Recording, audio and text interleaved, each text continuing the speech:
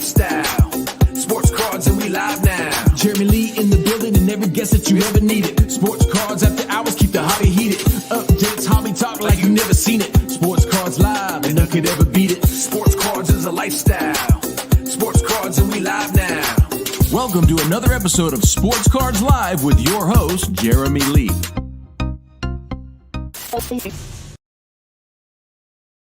All right, welcome everybody to the PWCC Premier Auction ending watch party for January 2024. It is January the 25th, 2024. My name is Jeremy Lee. Welcome everybody to the show. It's been a month since we've done this. It's always the most fun night of the month here when we get to look at the items on the Premier Auction. Let's bring out my co-host. Bit of a surprise, Mr. Brian Denison from Cajun Cardboard. Brian, how are you? Welcome to the show. Out with the JV and in with the varsity, Jeremy. Tough measures, man. Tough decisions had to be made. Adam wasn't cutting it, so I came in. No, I'm in jest. I'm just kidding. Yep, happy to be here. It's good to have you filling in for Adam. Adam is he's going to try to join us later. He did have a conflict tonight, so we called in Brian from the Cajun Cardboard YouTube channel and Instagram to pinch hit for Adam. And these guys are both a couple of basketball knowledge. They have the knowledge. They're the passion for basketball. If you're not yet subscribed to Brian's YouTube channel or following him on Instagram, be sure to do that. Great content, consistent content, and you're a hardworking content creator, Brian.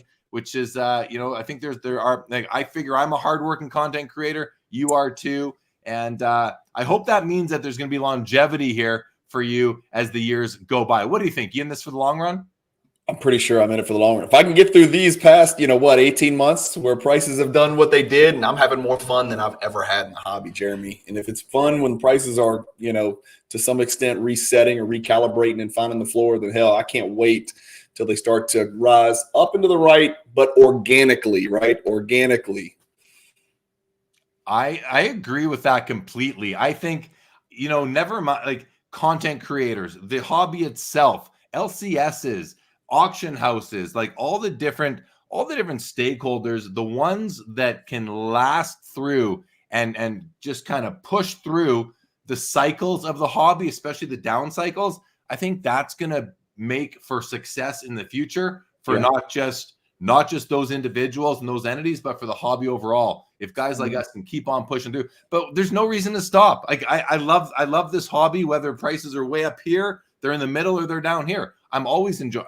It's been 40 years. I mean, I'm not going to stop because we're just through another cycle. We're always going through cycles, and so yeah, I'm excited for right now. I'm excited for the future, and I'm excited for tonight for these items that we're gonna look at. Let's say hello to the people who have joined us in the chat so far. Zach Swisher, you are welcome. For hosting this show means so much more when you have a card in the auction. Zach, really curious, what is your card in the auction? Let us know. Frankie Gonzalez in the house. What's going on, Frankie? Michael is here. Welcome, Mikey. Craig's Cards, good to see you. Robert Scott, good evening. Will S says, hi, Cajun, been enjoying your channel. Keep it up. Very nice. Studio Sports, welcome to the show. Collector's Dream. And Will says, as a collector of high-end stuff, I'm enjoying the bear, right? I think that that makes a lot of sense to a lot of people for sure. All right, guys. And I'm just a little bit under the weather, so please forgive me. Todd, what's going on? Welcome to the show. And Tip of the Mitt is here. Good evening, Tip of the Mitt. All right, Brian. Extended bidding, all access. Extended bidding starts in 25 minutes. That means you do not have to get a bid in before it starts. You are eligible to bid at any time throughout the evening. But once extended bidding starts, for the first half hour, we have 5-minute windows, 6 of them. If any item in the auction gets a bid, the whole auction continues on into the next window. After the first half hour, we have 2-minute bidding windows, 15 of them for half an hour. And then after that, from 8 o'clock Pacific on, 1-minute bidding windows. If there's no bid in any of these bidding windows, then the whole auction will end. We have 60 items, so it's a nice, manageable amount tonight. Zach Swisher lets us know 1997 Penny Hardaway PMG PSA 8. That is Zach's card. Well, Zach, We are rooting for you. We'll take a look at that card for sure. Justin, welcome to the show. Good to see you, bud. And vintage, vintage, you can make what you want of that. Okay, guys, here we go. Here are the items. And right on the top row, Brian, we've got a 86 Fleer PSA 10 Jordan rookie. We have a Charizard PSA 10, and we have a Mickey Mantle. Now, this has exceptional eye appeal, PSA 3, and that's beautiful. But I want to start off, Brian, by let's throw you right in right away. We have here the silver NBA designation. We're at 180,000 PSA 10 Michael Jordan rookie. How do you feel about the Jordan rookie right now? What do you think about the silver NBA eye appeal designation and the price right now? What are your thoughts? Jeremy, I think it's the most in-demand sports card in the world. That's me. The Jordan 86 Fleer, all grades considered. There's a grade out there for low-end collectors. There's a grade out there for high-end collectors. People talk a lot about the pop. There's been a lot of talk about pop lately, right? Everybody's been hyper-focused on pop, and there's a lot of 86 Fleers. There's only 321 PSA 10s, and the demand for that card so far exceeds 321 that we're seeing the card move. It's up 30% in the last year, Jeremy. I know a lot of people, it's kind of happening in the shadows, right? But it's up 30% in the last year. Well, I mean, this one right here at 180, that's 216. That's 216,000 after the buyer's premium. Let's take a quick look at this one just to see what we think of it. It did get the NBA eye appeal sticker. Centering, first of all, the centering appears to be really, really strong. It might be slightly off left to right, what is it, like 51-49 kind of thing, or maybe 1% more off, but really nice. Edges and corners look really good to me. A nice copy, a PSA 10. And you're right. I mean, 321, there must have been a few new ones that hit the pop report in the last couple of months. I thought it was still at about 318 or so. Jeremy, it makes no sense. The pop report has gone from 316 to 320 to 317 to 321 to 318. I don't understand how all that stuff works. I'm just a dude in Louisiana, but somebody messaged me the other day and they're like, can you explain this? And I'm like, I honest to God, I don't understand it. I don't think anybody's cracking PSA 10s trying to go get BGS 10s. Do you? No, I don't think so. I don't think so. But, well, we do know somebody tried. We know somebody tried that with a whole bunch of them, and it didn't quite work out. It did not work out well. It did not work out well, Jeremy. I would not. If there's ever been a cautionary tale, that is it. Will S. says the Jordan Fleer is like a bellwether stock. You can use it to gauge the overall hobby health. And that's not the first time I've heard somebody say that. I heard that a guy at a card show told me that 10 years ago. And and you know, I think there is some truth to that. Hobby Champs is with us. Good evening, Hobby Champs. All right, well, it's a nice Jordan PSA 10. We have the Charizard. You know, I'm not much of a Pokemon guy, but it looks like a nice enough copy. But I do want to talk about this PSA 3 Mickey Mantle because this is a really nice copy. And I watch these cards. I look at them, but the centering on this thing is phenomenal. It's a 3, so there must be issues. Corners do have some wear. If we zoom in, the corners definitely have some wear. Top edge looks great. Side edges look great. Bottom edge looks great. Bottom corners, they have some wear. What I like about the wear on the corners is that it is uniform. It is nice and symmetrical.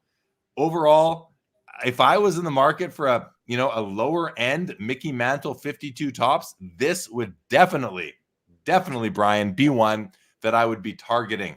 It is one of the variations. There's 2 variations of this card. The other variation has the black line across the bottom of the Yankees box logo over here, and that's missing on this one. But it's, people don't really, as far as I know, distinguish too much between the two. It's like you take what you can get sort of thing. Brendan Ryan, yeah, crazy eye appeal on this particular copy.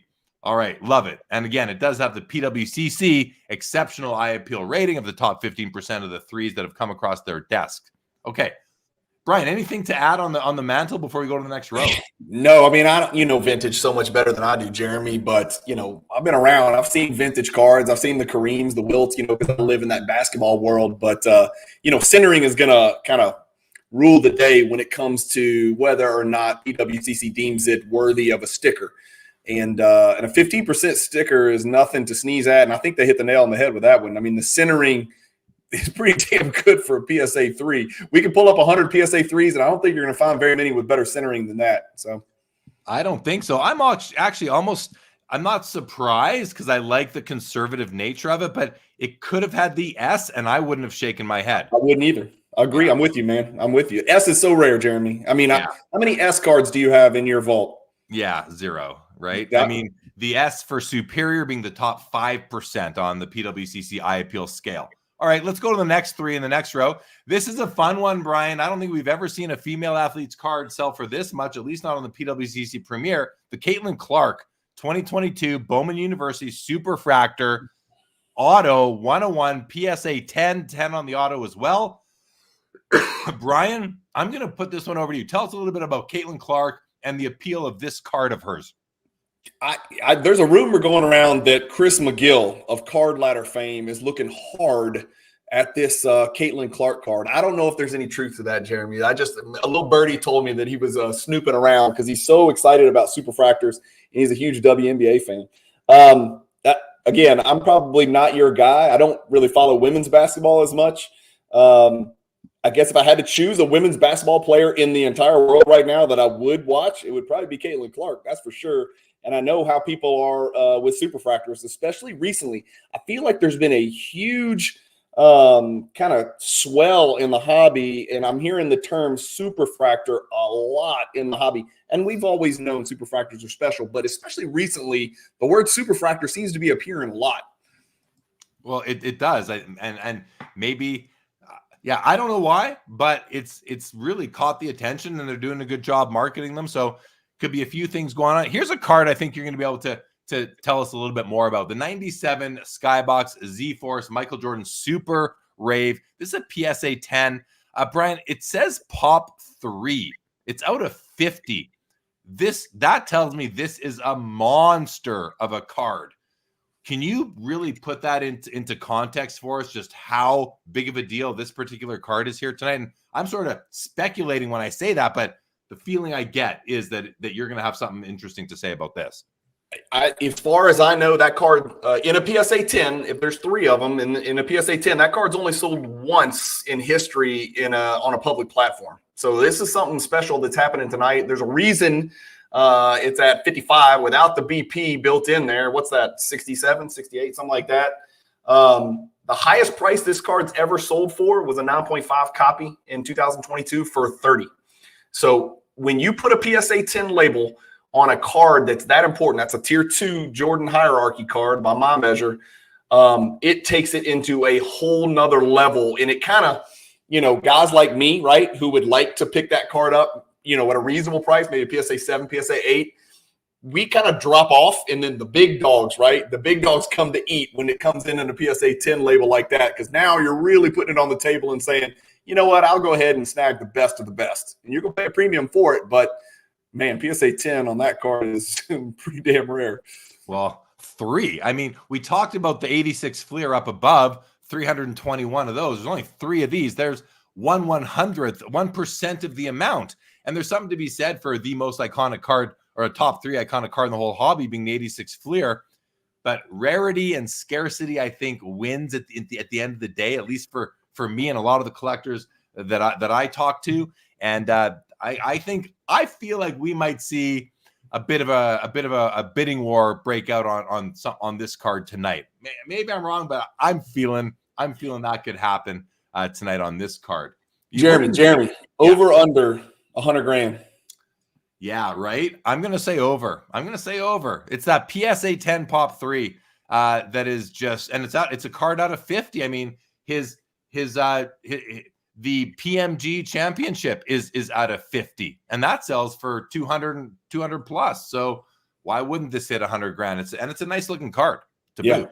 So I'm with you. What's up, David Owens? Welcome to the show. Good to see you. Hobby Champs wants to know if you're bidding on it, Brian. Are you bidding on the Rave?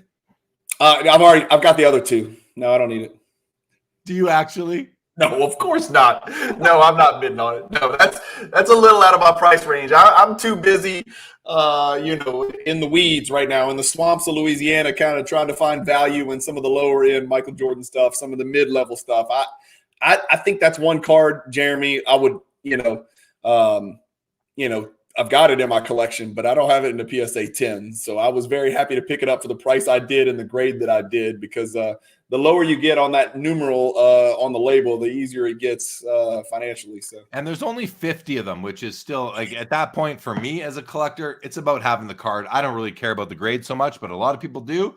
And Frankie says it's definitely interesting. I'll take the over on it. Frankie's taking the over on 100 grand as well. So we'll watch this one tonight, guys. We have a second 52 Topps mantle. This is an SGC3, and this is also a very nice copy, but notice the centering. It's different than the one above it. It's a bit situated a little bit high on the cardboard canvas. Let's just do this really quick and take a look at these two beside each other. There's the SGC and there's the PSA. They're both threes. There's no doubt in my mind that the PSA is a superior copy. Look at the centering, and also on the SGC3, I'm seeing a bit of surface fading right up here in the top corner, and the corners aren't quite as nice as they are on the PSA. And as Vintage Collector pointed out earlier in the chat, this is a recent grade. So this is I love this copy, Brian. I love that copy. All right. Yeah, the Topps is the far superior version. And again, we're talking about the SGC3 is, a $50,000 card, for God's sake. So it's not, not like we're disparaging the card, but when you put them side by side, the first thing I notice about the SGC3 is the top to bottom centering, Yeah. And they are often off centered. It's not rare. What is rare is to find a card as beautifully centered as this 3. Yeah, this is, man, what a card. What a great looking card. So 40,000 on the SGC3, 85 on the PSA 3, and I get it. I completely get it. All right, let's keep on rolling. We have a Fila Bolliger Pelé 1958 PSA 6 rookie with exceptional eye appeal by PWCC. Although I'm not seeing the little there's an E right there. Yeah, no sticker. I'm not seeing it over here. They might have forgot to put it on, but it's a great Pelé early card. We have a Lionel Messi 2022 Panini Instant, 1 of 1. It's a PSA 9 autograph. Cool card. I don't know much about this, but I'm sure those of you out there in the soccer world do. So good luck on that card. And then we have a 2000 Contenders Tom Brady ticket auto, BGS 9 with the auto getting a 10. Let's take a look at this. We see these pretty regularly here. And oh wow, that auto looks really nice. A slight streak right here, but otherwise this thing is bold and thick. A real nice Brady autograph right there. And this is one of the most iconic cards in the hobby right here. Probably his, well, no doubt, his premier rookie besides the parallel out of 100. And it's only 0.5 away from being a BGS 9.5, coming at $26,000 right now, everybody. So check that out. Oh, also want to let you guys know, forgot to mention at the top of the show, I am an official affiliate now of PWCC. So if you're looking to bid on anything tonight and you'd like to help me out, I'd be grateful if you would copy and paste the link I just put in the chat into your browser and bid that way. That'd be great. Greatly appreciate that. And yeah, that'd just be wonderful. Thank you, everybody. Okay, I won't harp on that too long. Let's keep on going. Here's a great row. I think, Brian, you have 2 cards here that you are going to really like talking about. So I'm going to leave the Kobe and the MJ to you, and I'm going to start talking about this for one moment. This is a 98 Metal Universe PMG Peyton Manning. And this is a big card. These are, if this is the Michael Jordan, Brian, and Jordan has one of these cards, we talked about it earlier. What does the Jordan sell for in this card? Yeah, I mean, depending on grade, 180 to 250, maybe something. Is that fair? Somewhere in that range, I'm guessing. I don't have it pulled up, but I'm guessing. I mean, I've got one. I know what I paid for mine. It's not 9.5. But then again, let's be fair, right? Let's not compare Peyton Manning to Jordan. Well, we can't. I mean, Jordan's Jordan. Peyton Manning is, he's up there as one of the all-time greatest football players. For sure. But if there, I think we have Manning collectors in this hobby, and this is a key Manning card. It's a rookie year card as well. So what's it sitting at right now? It's sitting at $23,500 plus the buyer's premium. These are just beautiful cards. This image doesn't do it a ton of justice. If you want to drill into the auction and look at the 360 camera angle on this card, you'll see just how cool the scope pattern is. and how the light refracts off this thing, or maybe I shouldn't use the word refracts, but bounces off of this thing. Very cool. And Jeremy, can you click and see if the subs are on the back? Will it take you out? Yeah, it'll Okay. take me out. So we try not to drill into these things. Fair. Yeah. Okay. And yeah, it's a heavy website. So, but a beautiful card. That's why I recommend people drill in yourself and take a look. Interesting though, Brian does make a good comment. You do want to look at the subs. It's a pop 2, guys, in BGS 9.5, none higher, out of 50. It's a great card. Now let's talk about these basketball cards for a moment. First of all, the 03 Exquisite Kobe. Brian, this is a monster card. It's a beautiful 3-color patch, a great auto. Actually, let's take a bit of a closer look at the auto for a moment, and the subgrades are strong, surface being the weakness at 8.5. Auto looks pretty good. A little bit of lightning going on the auto itself, but it's still there. I think the slab is scratched up right in this area here and a bit over here. So, it might be a candidate just to reslap to make it look a little bit better in its holder. And then the finest embossed refractor. I'm just going to turn it over to you now, Brian, because I know this is a special card, but I don't know exactly why. Talk about these 2 cards. Yeah. Well, first, let me tell you, I've got you covered over here because I just opened it up in a new link, so you didn't have to bog down the live stream. That Peyton does have subs on the back, Jeremy. They are 9.5 centering, 9.5 edges, 9.5 surface, 9 corners. So you're talking about a really strong 9.5 right there. So just a min gem with the corners, right? But getting back to our big dogs here, the Kobe also has a 10 for the autograph. Just FYI on the back, since it's a BGS card, just to make sure everybody knows that. I don't collect Exquisite, but I know 2 things. It is probably the premier product post 2000 for basketball cards, in my opinion. I don't know if you would agree or not. I don't collect it, but I feel the pull to collect it. And when I feel the pull the most is when I see the limited logos.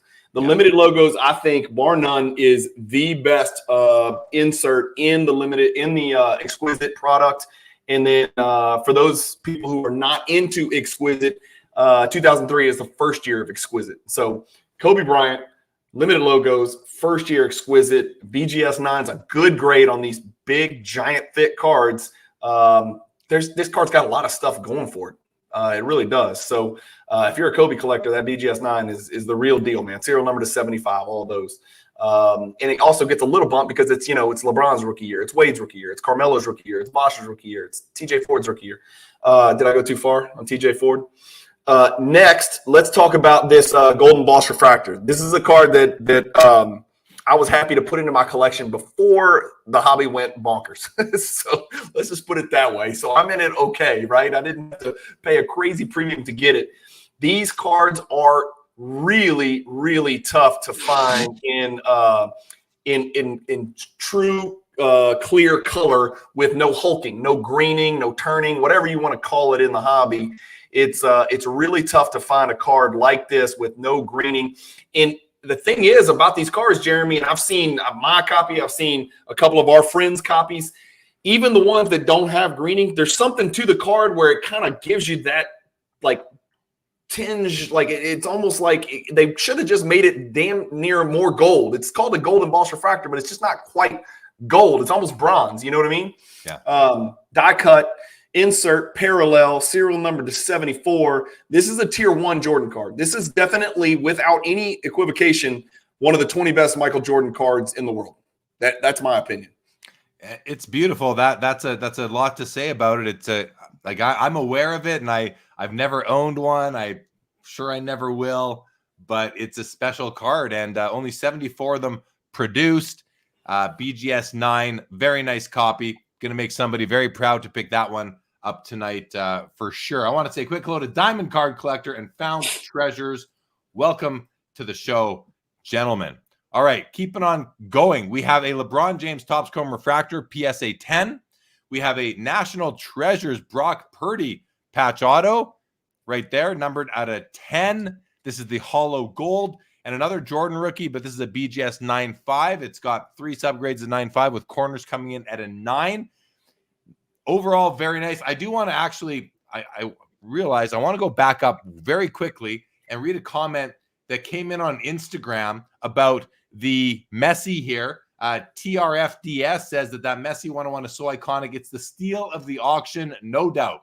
We are streaming live to Instagram right now as well, everybody. And just want to read that comment that came in about that card before we get too far ahead. All right, back down to here, though. You know, the one thing about this LeBron James Topps Chrome Refractor PSA 10 is that it does have the NBA Gold Eye Appeal sticker on it, which I think is very important on this card because this is a commodity card. There's lots of these out there. It's not rare, but in high grade, and then with the eye appeal in addition to the technical grade, that's how you can kind of get some scarcity around one of these cards, if that's important to you, and it is to most people. So that's what I would say about this copy. The Purdy, I mean, they're still in, right? So there's opportunity here for somebody. Collectors and investors are looking at the Purdy, right? We can agree on that, right? Especially investors, perhaps, you know, those short-term guys that are out there, right? So to each his own. We'll see what happens. Okay. Back to the Messi. It's at $30,000. And Jack here says the seller had a price of $1 million that shows over the past few years. Very interesting. All right. Let's keep on scrolling through here. We have a Juan Soto blue refractor rookie PSA 9. The auto is a 10. It's a pop 1, none graded higher. And as I always say, the autographs on Topps cards are hobby. They stick so well to these shiny surfaces. They've figured out the formula between the ink and the surface of the card to get these autographs to just lay down beautifully. So there's a Soto PSA 9. The auto does grade a 10. It's at $22,000. Brian, next we have the SP Authentic 97 Michael Jordan Profiles 3. It's a PSA 10, 100 copies made. It's a pop 5. This is number 94 of 100 at $21,500. What can you tell us about this card? It's one that, I'll be honest, I don't love the looks of these cards. I know some buddies do. I'm not a huge fan of these cards. Try and convince me. Try and change my mind. I do like the look of this one, especially the image of Jordan Duncan and Barkley kind of pulling back in pure fear and terror. It's like, or that Olajuwon. Yeah, Olajuwon pulling back in terror, right, of what just happened. I have noticed that on a lot of Jordan cards where he's dunking, Olajuwon is near him, Jeremy. He's near him. I don't know what the story is behind that. Maybe Jordan asked him to do it that way just to make sure everybody knew who the GOAT was. This SP Profiles 3, there's the Profiles 2, there's the Profiles 3. Profiles 1, Profiles 2, and PSA 10. I've got both those cards. Those are great cards, but this takes it to a completely different level for one main reason. Scroll down a little bit, Jeremy. It's hand serial numbered and machine stamped. Okay, so you've got your folks out there. We know some people out there who prefer machine stamped. We know some people out there that prefer hand stamped. This is either the best of both worlds or the near miss for both worlds, right? You get the hand serial numerator. You get the machine stamp denominator. I don't know why they did it that way, Jeremy. It just doesn't make any sense to me. I love the card. It is die cut. For those of you who can't really tell on the screen, it's a die cut card. You know, it's a tier 2 hierarchy card, in my personal opinion. And I am one of the most transparent and consistent people in the hobby when it comes to content creation. I'll just go out and tell you, Jeremy, I bid all the way up to $20,000 on the card. I'm out. You're out now. That is a 21.5 plus. Pop 5. Yeah. I mean, I was at 20,000 with the buyer's premium. So I've been out. Like, I'm not close, right? I was, 16 and some change or something like that. So I am out. But I am interested to see where this goes. There has been, and we're not going to name names here, but there's been someone in the hobby who recently has been spending FU money on PSA 10s and really kind of corralling quite a few of them at or above comps. And so we'll see if he ends up being the one that wins this card or if somebody else is going to step in here and say enough's enough and put it in their collection. It's a monster, Jeremy. That's a big card, pop 5, man. And a bid just came in. It's now a 23.5 before the buyer's premium. A couple. It wasn't me. Here. A couple comments. Hobby Champ said Nat Turner said he had a graded non-green chrome card. So we're talking now really about this right here. He said after years in a safe, it went green with no light whatsoever. He goes on to say it's just going to happen to them all. I have had a conversation with Gene McLeod about this, and it may not happen to them all. It may depend on, just the chemical composition of the coating on that particular sheet. I don't know that it's going to happen to them all, but something to keep in mind. Chris Hoge in the house says, worst of both worlds. He's talking about the hand numbering and the machine stamped here, I think is what he was getting at. But I forget, does Chris like hand numbered or machine stamped? And what do you like, Brian? I'm hand numbered and Chris is machine stamped. By the way, can we get Chris to change his little avatar there? It's from like 1991. He's like a freshman in high school in that picture. I'm worried about him. He's hanging on to that picture a little bit too long, Jeremy. We need to get him to go to glamour shots and get a new headshot. I got to say, I'm with him. I prefer machine stamped serial numbers to hand numbered, but at the end of the day, I'll collect both. It really depends on the card. Nahuggins, what's going on? Welcome to the show. Wish people would quit bidding on that Caitlin Clark.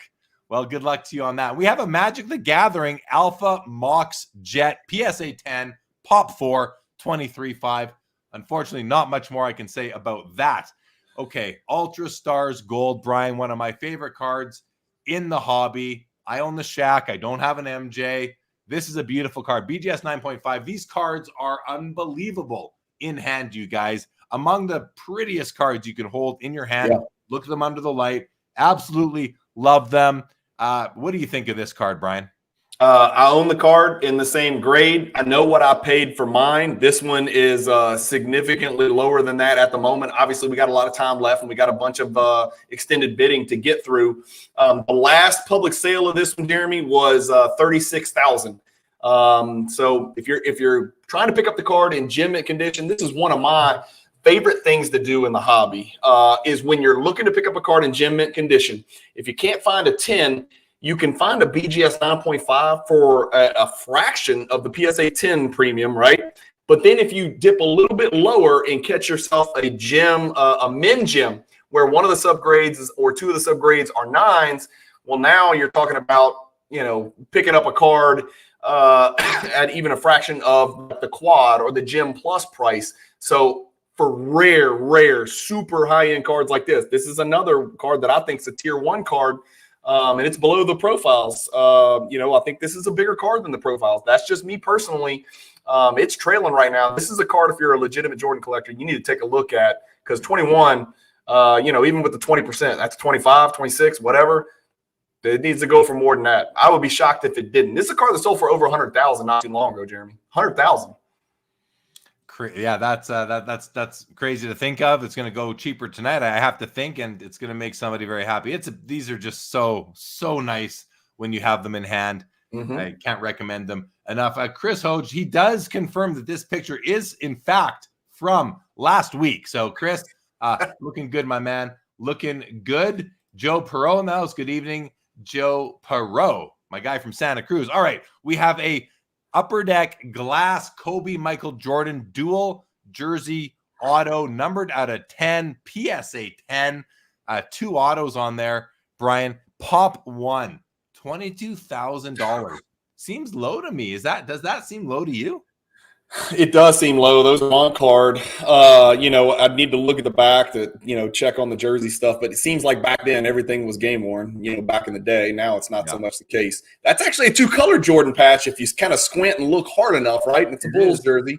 It's kind of peeking in there with that red. Man, that's a big-time card right there. Jeremy, in the sport of basketball, as far as the hobby in the most collected players, you've got your Jordan, you've got your LeBron, you got Curry, and you've got Kobe. I would probably say, and then Shaq somewhere after that, and maybe some other guys, but I would probably say Jordan 1, Kobe 2, LeBron and Curry right behind. There's a ton of people out there in the hobby that collect Jordan and Kobe, and that's the kind of card that's going to appeal to both of those collector sets. So you're talking about double demand for the damn card. That's a big card. That's a big card. Serial number 10, Pop 1, man. PSA 10. We are now in extended bidding, everybody. We're in the first 5-minute window of extended bidding. It's now 5 after 7 Pacific. So keep that in mind. And you can see the green right here. That tells us that we are still alive and going. Looks like the Magic card just got a bid, I noticed. We have a Topps Chrome Steph Curry rookie out of 999, PSA 10 with the NBA silver sticker on it. What are your thoughts on? I know you're a Jordan guy, Brian, but what are your thoughts on Steph and this particular rookie card of his? Yeah, I mean, generally speaking, I've got Steph right there at the cusp of my top 10 players of all time based on historical resume, and he's still going, right? He could theoretically still add to it, although it's not looking pretty for the Warriors right now. Here's the one thing that I'll say about this card: I beg fanatics to serial number, and you don't have to serial number to 999 like this Topps Chrome, but I would beg them to please consider serial numbering base cards to something, just so the world knows. Why not let everybody know how many are out there? Even if it was 9,999, that'd be really great, to be quite honest with you, so everybody could kind of bid intelligently on cards, and when they pull them from packs, they know what they're getting. I always laugh at this card, Jeremy, because it looks like he is 5 years old. I mean, he literally, that does not look like a kid that could become one of the 10 greatest basketball players of all time. And I think, without any argument, really certainly the greatest three-point shooter of all time, maybe the greatest shooter of all time. You know, sorry to offend the Bird fans out there, and I'm a Bird fan too, but damn, man, this kid he does some special stuff. Definitely great. Yeah, it's a nice card.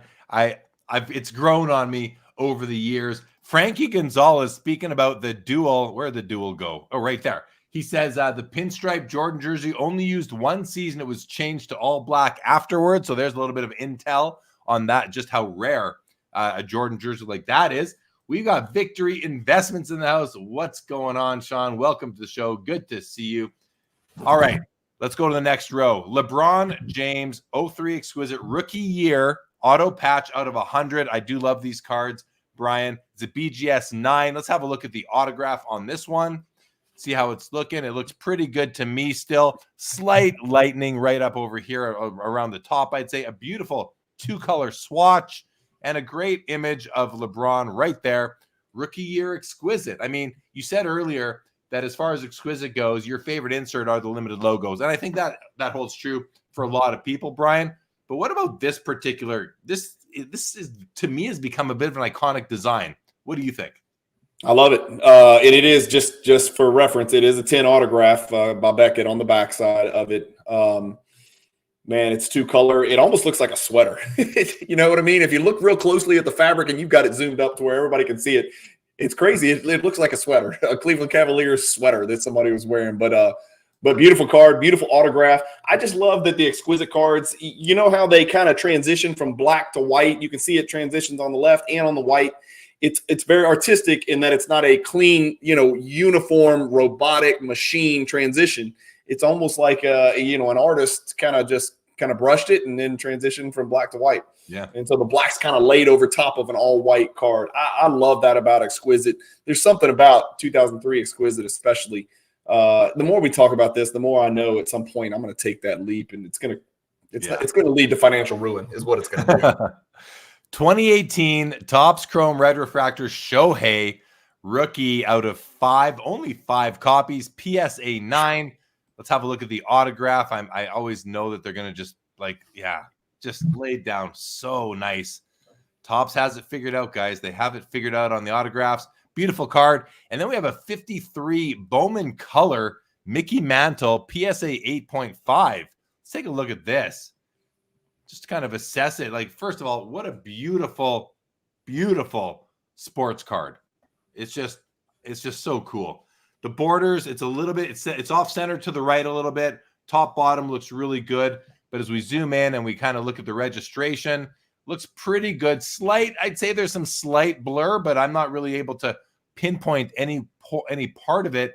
I need to see more copies. Maybe just a bit around the ear. You can see there's slight, but it's ever so slight. This is a really, really nice copy from the front, at least in my opinion. $19,000 right now on that one. All right, let's go to page 2, Brian. Actually, I'm going to do something different. I want to bring them all on here. So let's just switch to having everything on the page. This might just take a quick moment. Justin Bode says, I missed Cajun's cross-country digging for gold episode tonight for this. Hope we have a good night.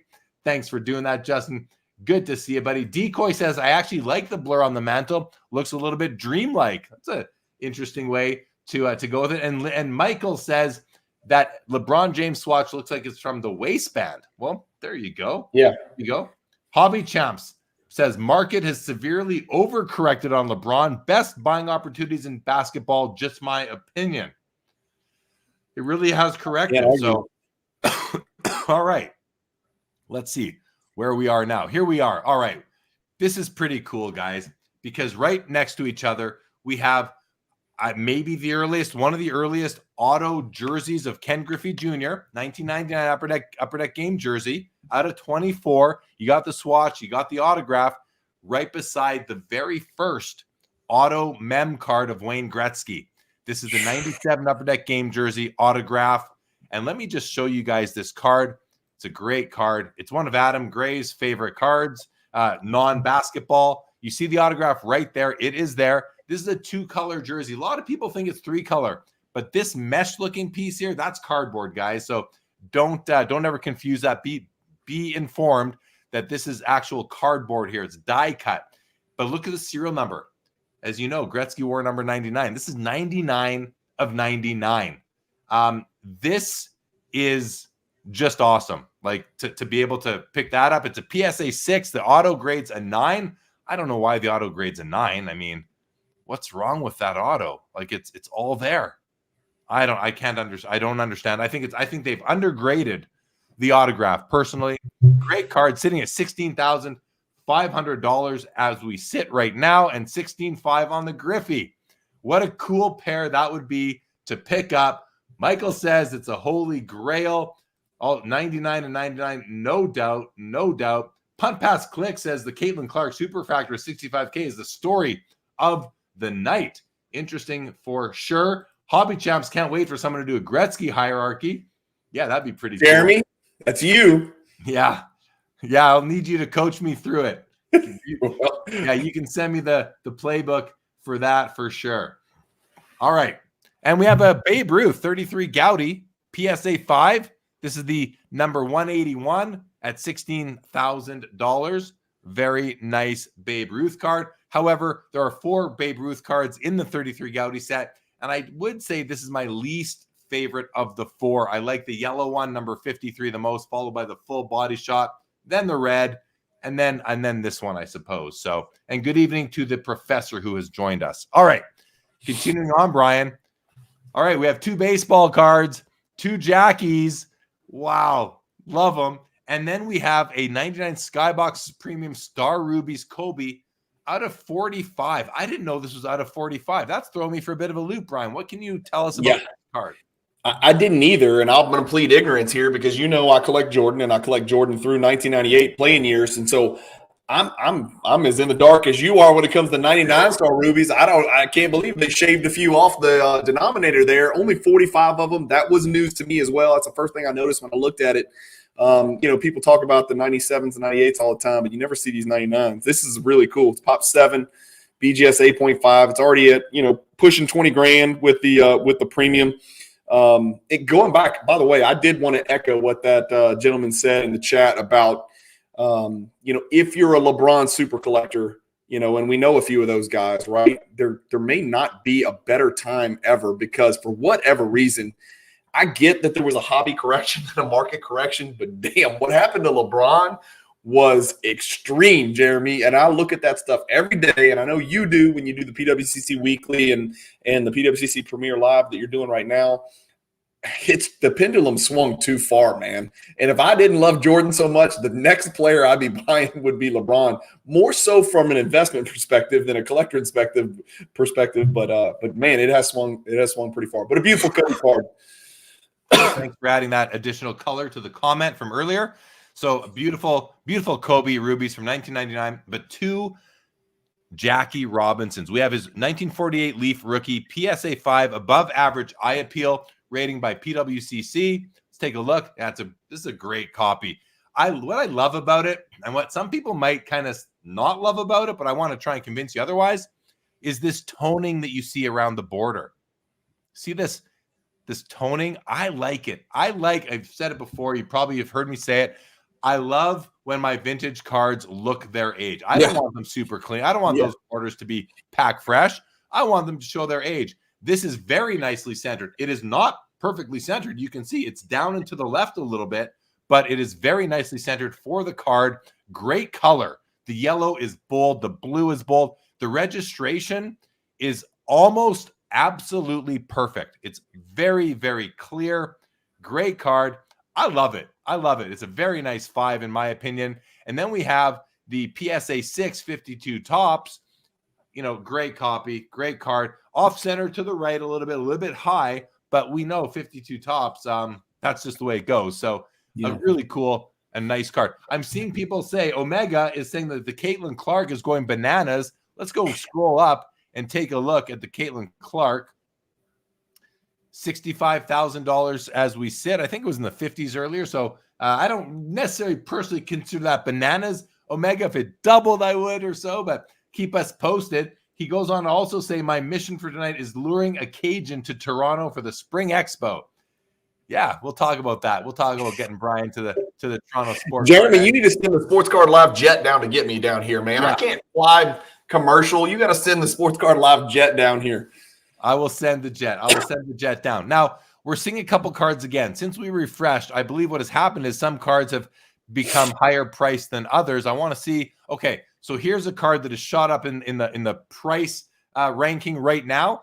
So do the profiles. The 2023 Bowman Draft Tom Brady autograph gold auto PSA 10, only 50 copies produced. This card gets a lot of attention right now. They did a commercial about this card. I think it's a pretty cool card. Looks pretty nice to me.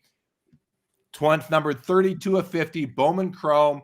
And this card is it's definitely going to be one that's going to be remembered for a very long time. And it's going to mark a time in the hobby. Really exciting to see it at $23,500 as we sit right now. As well, a sealed case of Upper Deck, the Cup Hockey from Connor McDavid's rookie year has jumped up to $26,000 before the buyer's premium, which is 20%. So that gets to 31.2, I believe, if my on-the-fly math is correct. I just want to see if anything else has kind Jeremy, go back down. That profile's jumped. The Jordan profile's left of the Brady right there. That's over 30,000 now with the BP. That's a big sale, man. There we go. There we go. All right. I think we caught up on that stuff. So let's come back down. And all right, what's this? This is another Brock Purdy National Treasures BGS 9.5 Pop 6 at 15.5. BGS 9.5 with a 10 for centering. Take a quick look at the autograph and just see how that is. It grades a 10. Yeah, the autograph is beautiful. I like his autograph. I actually like his autograph. It's very nice. 84 of 99, everybody, for the two-color Purdy NTRPA. Continuing on, we have a Patrick Mahomes Prism Red Pop 5 BGS 9.5 rookie card of 14,000. And what I personally deem to be the nicest, outside of maybe his immaculate, Luka Doncic rookie card. This blue ice, Brian, let's just open this thing up. Look at how beautiful that card is. The color match. It's a PSA 10. It's the iconic image of him on his Prism rookie. What a beautiful card. What would you like to say about that? Everything I said about LeBron's market overcorrecting, I'm going to say it about Doncic. The only difference is, Doncic's resume is woefully incomplete in the winning column, and LeBron's is, set, right? As maybe the second greatest resume ever. This Doncic card, Jeremy, do you know what the high was for this card? No, tell me. $105,000, Jeremy. $105,000. And can you guess what year it was in? I bet you can guess what year it was in. Yeah, I'll go 2021. That's a very good guess. Yes. But look, and again, we know that 2021 was, the perfect storm, and everybody's got a million reasons why it was. But to come back from 105 to, the last one, Jeremy, sold for $16,200. So the good news for the Doncic collectors out there and for the seller and the consignor of this card is, I think with the BP, that's probably right there on that number. So everything over and above 16.2 for the hammer is going to end up over 13.5 for the hammer is going to end up being a little bit of gravy for that seller. I think this is the best Luka Doncic color match. I would obviously take it over the blue, which is serial number to 199. This one's numbered to a little bit less than half, 99. So an unbelievable Doncic card. If you're the chromium type collector, this is your card. It's great. Yeah. Brendan Ryan agrees that it is a beauty. Will S is watching the Luka Blue Ice closely. Get it, Will. Go get it. Yeah, it's just a beautiful card. And we have a Ty Cobb T205 gold border SGC 6. This looks like a very nice copy as well. Outside of that top left corner, I mean, it's not perfect in, like, you know, it has some minor white showing on the right edge here, but outside of that top left corner, this is a stunning copy of the T205 Ty Cobb in an SGC 6 holder. All right. Pokemon Sun and Moon Black Star promo, Ishihara, PSA 6 at 13,000. I don't know anything about this, but there we go. Our first hockey card of the night, the 2015 Upper Deck Black Pro Penmanship Dual Auto, Wayne Gretzky and Connor McDavid, BGS 9.5. This is a McDavid rookie year card. It's numbered 1 out of 5. These are on-card autos. So whenever you pair, you know, the GOAT of hockey, if not, you know, all of sport, and I won't put him above MJ because I know we got a lot of MJ people out there, but you got arguably one of the biggest GOATs in the history of sport in Gretzky, and you pair him with, you know, the player who is basically, you know, the best player since, not the best career, but the best player since him, and no slight to Mario Lemieux, who's one of my all-time favorites. But what a great combination this is to put them both on the same card. Rookie year McDavid, only 5 copies, and a BGS 9.5. That's a pretty cool card at 12.5. The MJ Ultra Stars Gold has fallen down the price list with other cards catching up on it. So it's sitting at 13.5. Is this a different cop? That's a different card, Jeremy. That's the 8.5. The other one we looked at was the minimum dim 9. Yeah. So best of both worlds, right? Look, I didn't say this before. The pack odds on that Ultra Stars Gold, 1 in 28,800 packs. That's tough. Yeah, that's crazy. What a card. 13.5 plus BP right now. You know, this is a card that if I was a buyer tonight, this would be the card I'd love to pair this with my Shaq. And wow, what a great looking card for sure. Okay, continuing on. Here we have the PMG Anthony Hardaway PSA 8, numbered out of 50. It's a pop 4, only 2 graded higher. That makes it one of the top 6 copies in a PSA slab from, and this is like, to me, these PMGs are, you know, it's not a green from 97 Metal Universe where you only have 10 of them, but to me, this is like the second best PMG from a rarity perspective. There's 50 in the reds, there's 90, and I love the PMG red, don't get me wrong, but these are just beautiful cards. And what are your thoughts on this one, Brian? Anthony Hardaway as an investment, as a collectible, and the PMG champ. Huge collector base. I mean, he's, you know, when you start talking about guys in the 90s, you know, his career was obviously cut short. You know, I kind of compare him to a Grant Hill. Different games, different players. I get all that. Grant Hill's injuries were extremely severe and super early, but like those two guys, while they didn't, you know, take over the world, they both, you know, people thought both of them were going to take over the world. They thought they might be the baton receiver from Michael Jordan. Grant Hill and Anthony Hardaway I'm talking about. The championship PMGs are beautiful.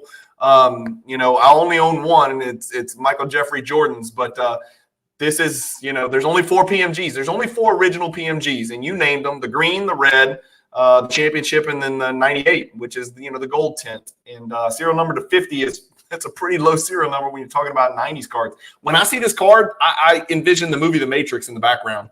Yeah. Is that kind of the vibe you get every time I see this particular one? It looks like Neo with the green and black background. I do see that. I see that as well. And it's the angle. These cards are beautiful in hand. We have the consigner of it in the chat. Zach Swisher is the owner of the card, at least until the end of the night. He says he found it raw with no penny sleeve about a month ago. He said to the seller, "Do you have a penny sleeve? Do you know what this is?"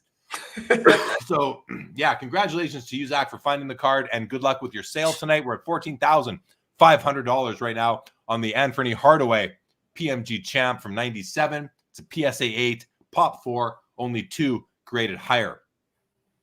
NT Football 2018 sealed case, 4 boxes right there, and a 2000 Leaf limited edition Tom Brady rookie, only 50 copies produced. This is like a sneaky Brady rookie to me, Brian, because number one, it's Leaf limited, which is maybe a brand that is not quite as, sought after as Upper Deck was back in the day, but it's still a very nice looking card, limited edition, PSA 9. It's one that we don't see very often, and there's only 50 of them. He's in the New England uniform as well. Pop 9, 3 graded higher. That's a good grading rate. It's a strong grading rate for only 50 copies existing. 11,500. I don't know. I know we're not football guys per se, but this seems like a good card to me. What do you think? I'm not a football guy. I as a basketball card collector and as somebody who buys on PWCC and does recaps on the auctions, I see cards, football cards, obviously. So I'm kind of learning by osmosis here at Diffusion. But I've never seen that card. I mean, I've never seen it in my life. And I've been around the hobby for a while and watched a lot of different people flash stuff up on Instagram, tons of Brady cards. You see the rookie ticket all the time. I've never seen that card in my entire life. Yeah, well, that's why I think it's a sneaky Brady rookie. Sure. And I think someone's going to snag that one tonight and feel like I don't know comps. I could be wrong on this, but that's just my gut, is that someone might feel like they got away with some highway robbery on a card like this when there's only 50 of them. That's a big deal. I mean, his SP Authentic is out of 1,250. This is out of 50. Really cool card. And the SPA sells very strong as well. So, all right, let's keep on going. Couple of basketball cards here on the bookends, Brian. Ja Morant, NT RPA, numbered out of 99. Pretty nice patch here, several breaks.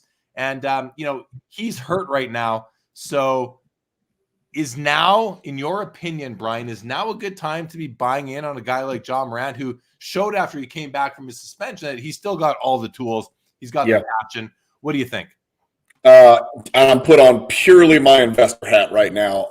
I think it's a better time to buy than it was 2 weeks ago when he came back and he was electrifying and he dunked on Wembanyama and he was going viral, and it's better. But I think that the real sweet spot, Jeremy, is going to be probably around the playoffs when all of the world is hyper-focused on those young guys like the Ja Morants, the Tatum, the Foxes, the Maxis, the Shai Gilgeous-Alexanders, and those folks, when they're doing their thing at, maybe the first round of the playoffs, everybody in the hobby in basketball is going to be hyper-focused on those kids.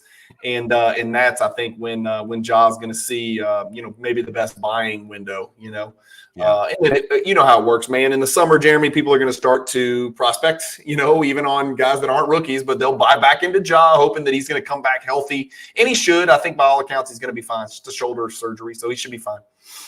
All right, guys. I just want to scroll to the top to see the clock here. It looks like 3 minutes. I'm not sure if that's right because I'm showing on my clock that we are 1 minute away from the 2-minute extended bidding windows, meaning that if no card gets a bid in 2 minutes, I see what's happening. It's because of the reset time. So yeah, we have 3.5 minutes left in these 5-minute bidding windows, and then it's going to go down to 2 minutes. So if you are a serious bidder tonight, it's time to start, sharpening your pencil and figure out where you're at, because these bid windows are going to happen really quick. And if there's no bid on any item in a 2-minute span, starting in 3 minutes, the whole auction is going to end. So consider that as we move forward. Let's scroll that back down to where we had left off. And this Allen Iverson now, right? The Molten Metal Fusion Titanium. This is Allen Iverson. I love these cards. I love the Fusion Titanium version. I'm not as big of a fan of the silver version. I love these gold versions. And what's beautiful about these cards, and I wonder how this fit, because this isn't hand stamped. It's not handwritten serial numbered. It's not machine stamped, although maybe you could say it is. It's actually a die cut serial number 24 of 40 right there. Only 40 cards. Just to put it into context from a Jordan perspective, is this a tier 1 Jordan card? And then therefore, would this be a tier 1 Iverson card? By you can name the player. It'd be a tier 1 Kerry Kittles card. Yes, that is a tier 1 90s card. the best of the best, elite, top 20, maybe top 12 to 15 card for any player in the 90s, in my personal opinion.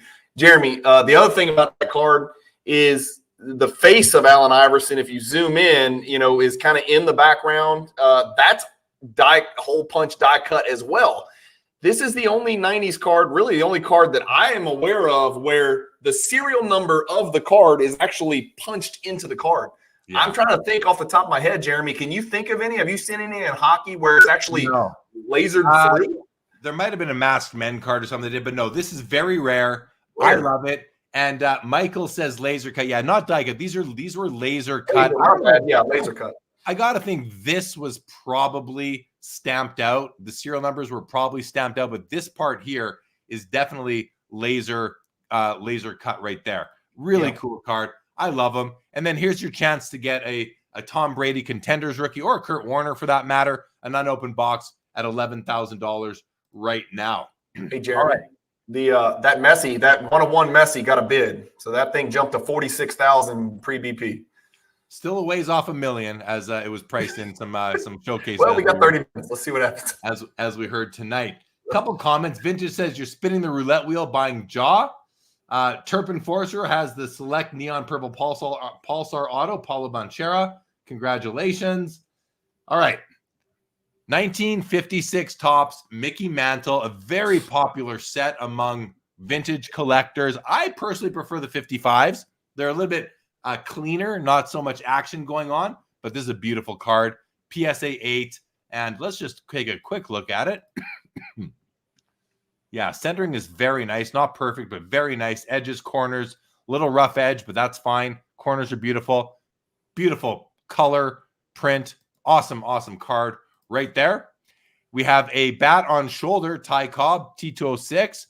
This is a SGC 5.5. Beautiful copy with the above average eye appeal rating from PWCC. And finally, a Zion NTRPA. You asked me earlier, Brian, did I know what the high was on a card?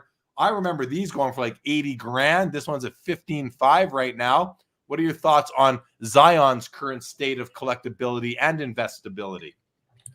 It's not for me. I'm probably not the best person to ask about that. I have bowed out of the game of ultra modern prospecting just because of the uncertainty of how many products, how many what the print run is. But we've seen Zion correct. We talked about how LeBron's corrected. We've talked about how Doncic is corrected. Obviously, we have seen Zion really correct. Is that a BGS 9, Jeremy, with the 10 auto? It is. And it's a nice patch, 3 color, several breaks. You got mesh, you got stitching, numbered 75 and 99, BGS 9. It's a nice copy. I mean, Jeremy, 173 grand at one point. 173. Yeah, and I'm not saying that's the standard, right? We don't say anything less than that's a bargain. That's not where we're headed. But like, if you look at this card and you look at the last year and a half, it's come crashing down. 97, 84, 75, 78, 66, 56, 37 in this grade. And right now it's, just a shade under 20 or right at 20 or something like that, if my math is right. So that would be a catastrophic drop from the last sale. Let's just put it that way. Well, so that might be a buy if you're one of those investor types, And we might not. I mean, listen, there's still time in the auction. We're in the 2-minute bid windows right now. You can see in the green countdowns here, minute 36. If there's no bid on anything in the next minute 35, the auction will end. I have to think there will be a bid. But yeah, this. Who knows? It might not get any more bids. It might. We'll see. But yeah, certainly a discount based on what it had sold for in the past. And Zach Swisher wants to know, would you rather have the NT True out of 99 or his Immaculate Jersey RPA if you scroll down? Well, I'm not personally a big fan of NT RPAs. I love Immaculate and Flawless for basketball rookies. So let's see what we get to down there. It looks like Adam has joined us in the back room. Let's bring Adam on to join us. Are you ready? Are you ready, Brian? We've hit a nice stride here. I've saved all my Utah Jazz jokes, all my Rudy Gobert jokes. I haven't used any of them because I was waiting for Adam, and here he is. So it's perfect timing. All right. Well, we're going to bring him on. Adam, welcome to the show.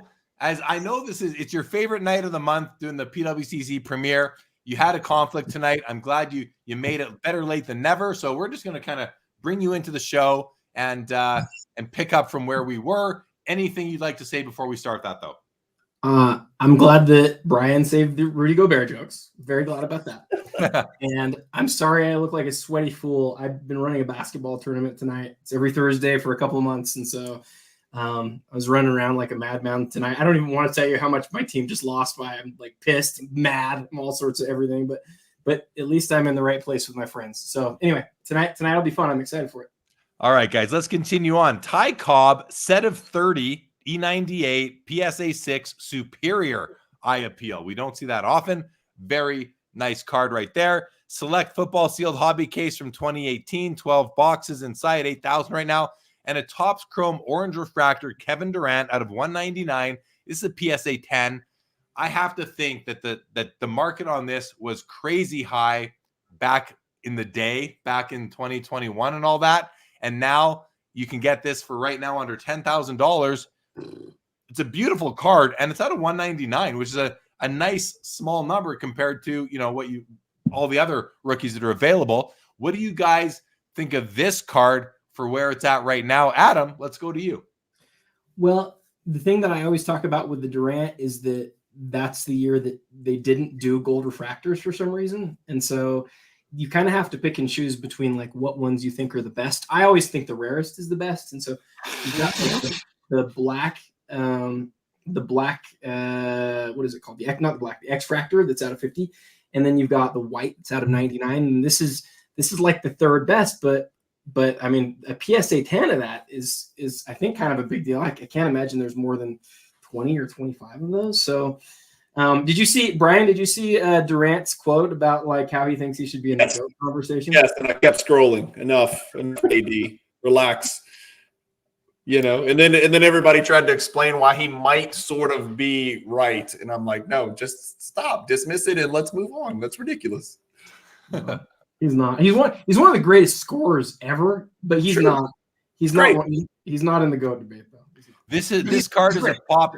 This card is a pop 18. Only 18 of them, and 18. In my estimation of all the Durant cards I've seen, this might be my favorite one out there personally. All right, let's keep on rocking here. We have a 2014 flawless Steph Curry patch auto, numbered out of 10. This is one of the nicest looking cards I've seen. Look at it's just beautiful. Great auto. I love the gold hollow foil around the patch window. Nice 3-color swatch. You got some white mesh jersey, blue stitching. This yellow gold stripe through here is just beautiful. Numbered 3 of 10. Autograph looks perfect. It's a PSA 10. Pop 1. This seems like a good deal at 8,500 to me. Am I wrong about that, Brian? Adam, do either of you know? I'll let Adam take that one. I'm not a Steph guy. I see Steph flawless and immaculate stuff all the time, and I'm not the guy. The question that I would ask, and it's not an answer to your question at all, Jeremy, but the question that I would ask is like, as we move away from the Panini era, which autograph patches for Steph really matter?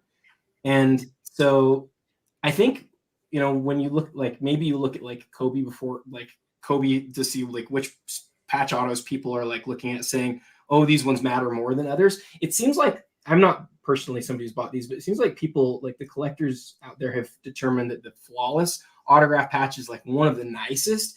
And like you said, Jeremy, you look at that patch window, it's one of those that you can do the 360 on. You see the way that the rainbow like hits around the patch window. It is a beautiful, beautiful card. But I think the time will come where people will like look at the patch autos and they'll say, kind of like we've done with Exquisite and Ultimate, where it's like, this is a significant one and here's why. We just haven't gotten to that stage yet. Maybe that's 5 years away. But when we get there, this could be a huge Steph Curry. I don't know for sure that will happen, but it could. It's just such a beautiful card. It's one that you just, some cards you have in your collection because they're the card you're supposed to have, but you may not love it. Like how much can you look at a PSA? It doesn't have the grade at an 86 Fleer Jordan. It's like that image is burned into my head. I don't need to look at that card anymore. This, however, has so many things going on as far as the auto and the hollow foil, the image of him, the patch, the serial number, the decorative design around the frame. It's just great. I love it. All right, guys, we talked about the correction on LeBron, and this to me is like, I love jambalayas. This is his rookie jambalaya. Like, this should be a huge card. Should this not be a huge card? $6,750 in a BGS 9 right now seems criminally low to me. But listen, I'm not arguing with the market. The market will do what the market will do. Seems like a great opportunity, but check your comps and all that. Thoughts on this one, guys? This one, Jeremy, last one sold that I can see sold in August, so about 4 or 5 months ago for $11,700. So you're a little bit past halfway to that. What is that with buyers bringing around 8 or something like that? That'd still be a pretty noticeable drop.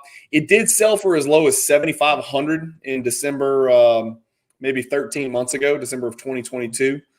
I like it. I'm just the original guy, man. For jambalayas, it's got to be 97, man. That's just how I am. But you can't get a 97 LeBron jambalaya, as far as I know, right? No, you can't. And the next best thing, I guess. In Adam's post on Instagram today or yesterday, he made the great point that if you have a Jordan jambalaya from 97, this is a great card to pair with it, because now you got the two GOATs, the two guys that come into the discussion, and you've got each of their first jambalayas. You have the bonus of this LeBron being his rookie. What a great pair of cards. I mean, right, Adam, is that kind of where you're going with that? Yeah, I'm glad that you read that. That's awesome.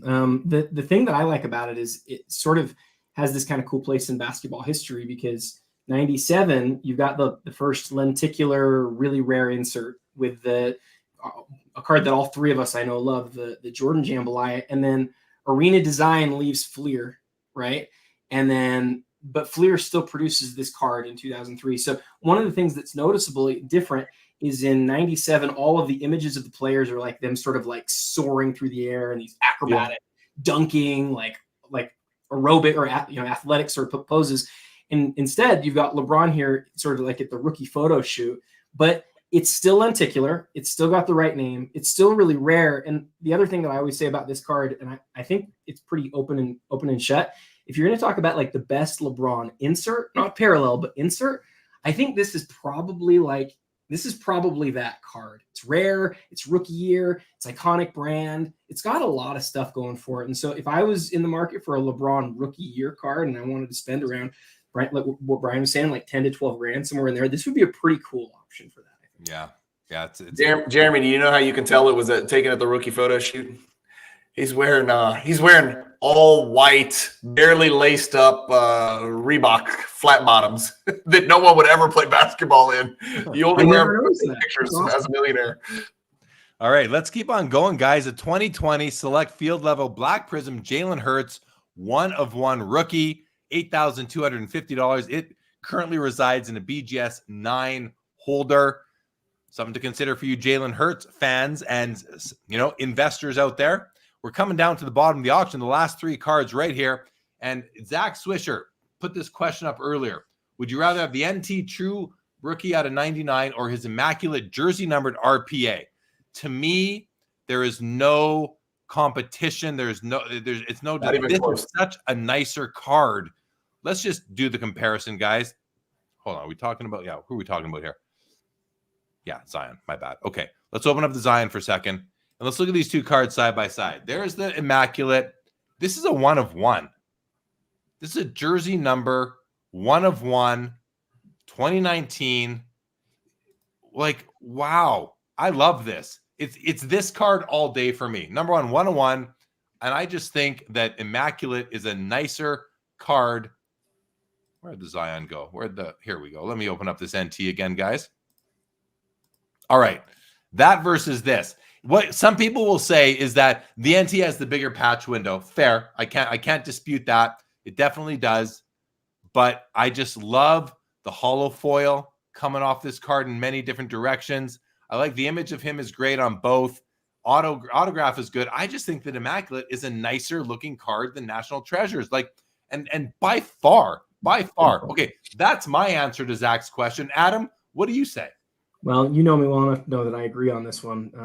the surface is just so much better. It's both in the holofoil and in the acetate. I'm going to take the acetate over the regular. I'm going to take the holofoil because the holofoil on the Immaculate, it's one of those ones that I hate it when people say you've got to get it in hand. I think generally that's just something that people say to like sort of hype cards. But I do think that in general, this is like probably the case for that. When you look at it here, it's like, oh yeah, I can kind of see it glows a little bit. But when you get that thing in hand and you tilt it side to side, it's really nice. And then we haven't talked about the main thing, Jeremy, like 1 of 1 versus the 99.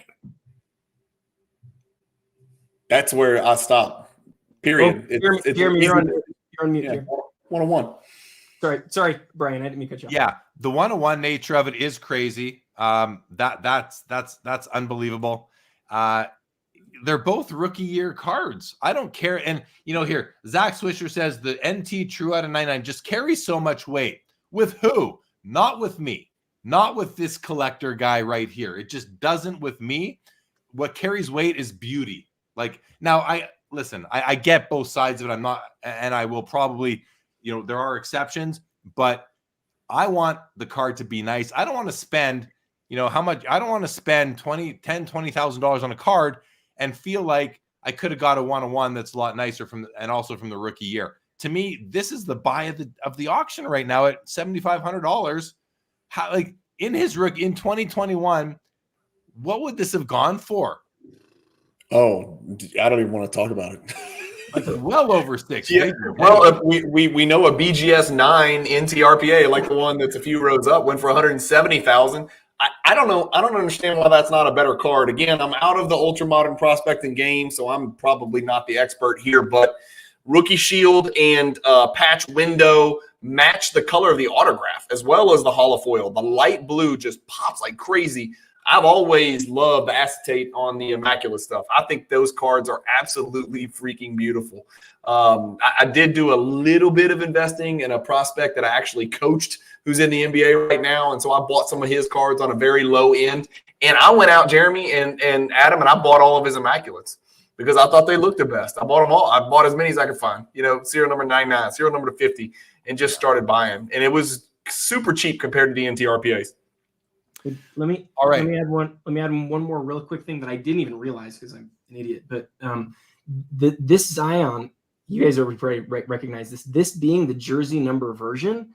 Like that's something that goes back to the inception of Immaculate. In 2012, you had Kawhi numbered to 2. We saw Kyrie recently numbered to 2 sell for I think it was close to $20,000. And those hardly ever go up, right? Because they're like the players' key rookies. Well, then what Immaculate did somewhere around 2017 is they sort of came out with a few different other out of different numbers, out of 10, out of 50, and then sort of these different parallels.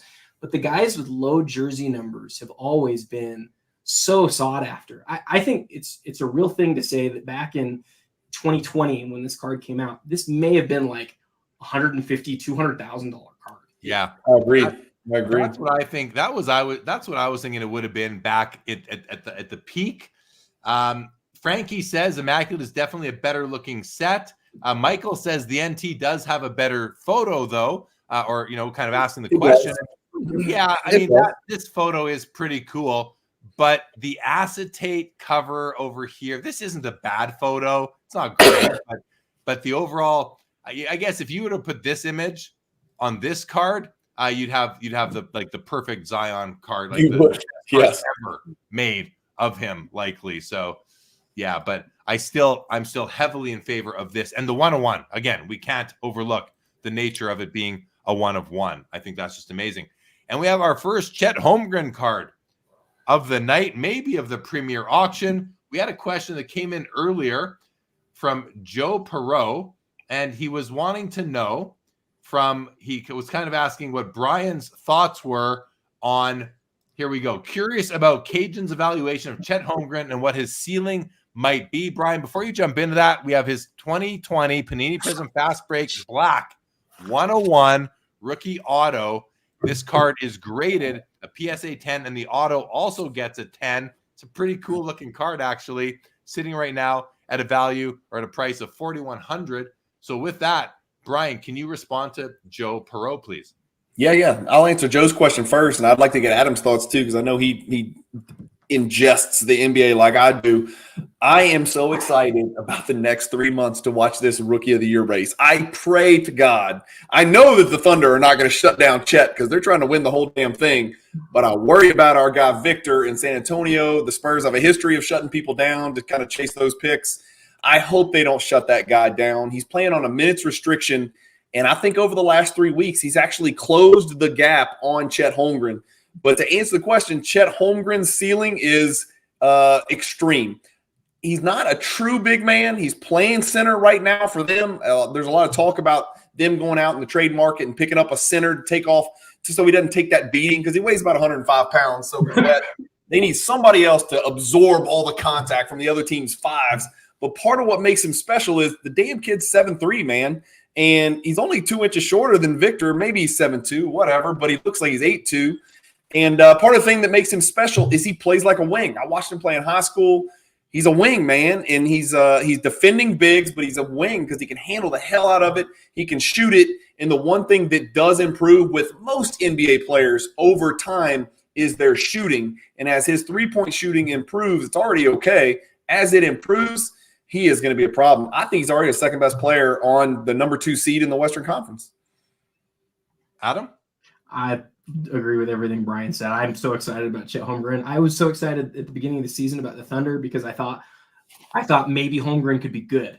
And then like you see him play a couple times and you're like, holy crap, he seems like Kevin Durant on offense, and like defensively, he plays with such a chip on his shoulder, Brian. It's like he's nasty, bro. Like you say, he's like 105 pounds, but he's just gonna get in your face and just keep coming and coming. Like I love Chet Holmgren. I love the Thunder.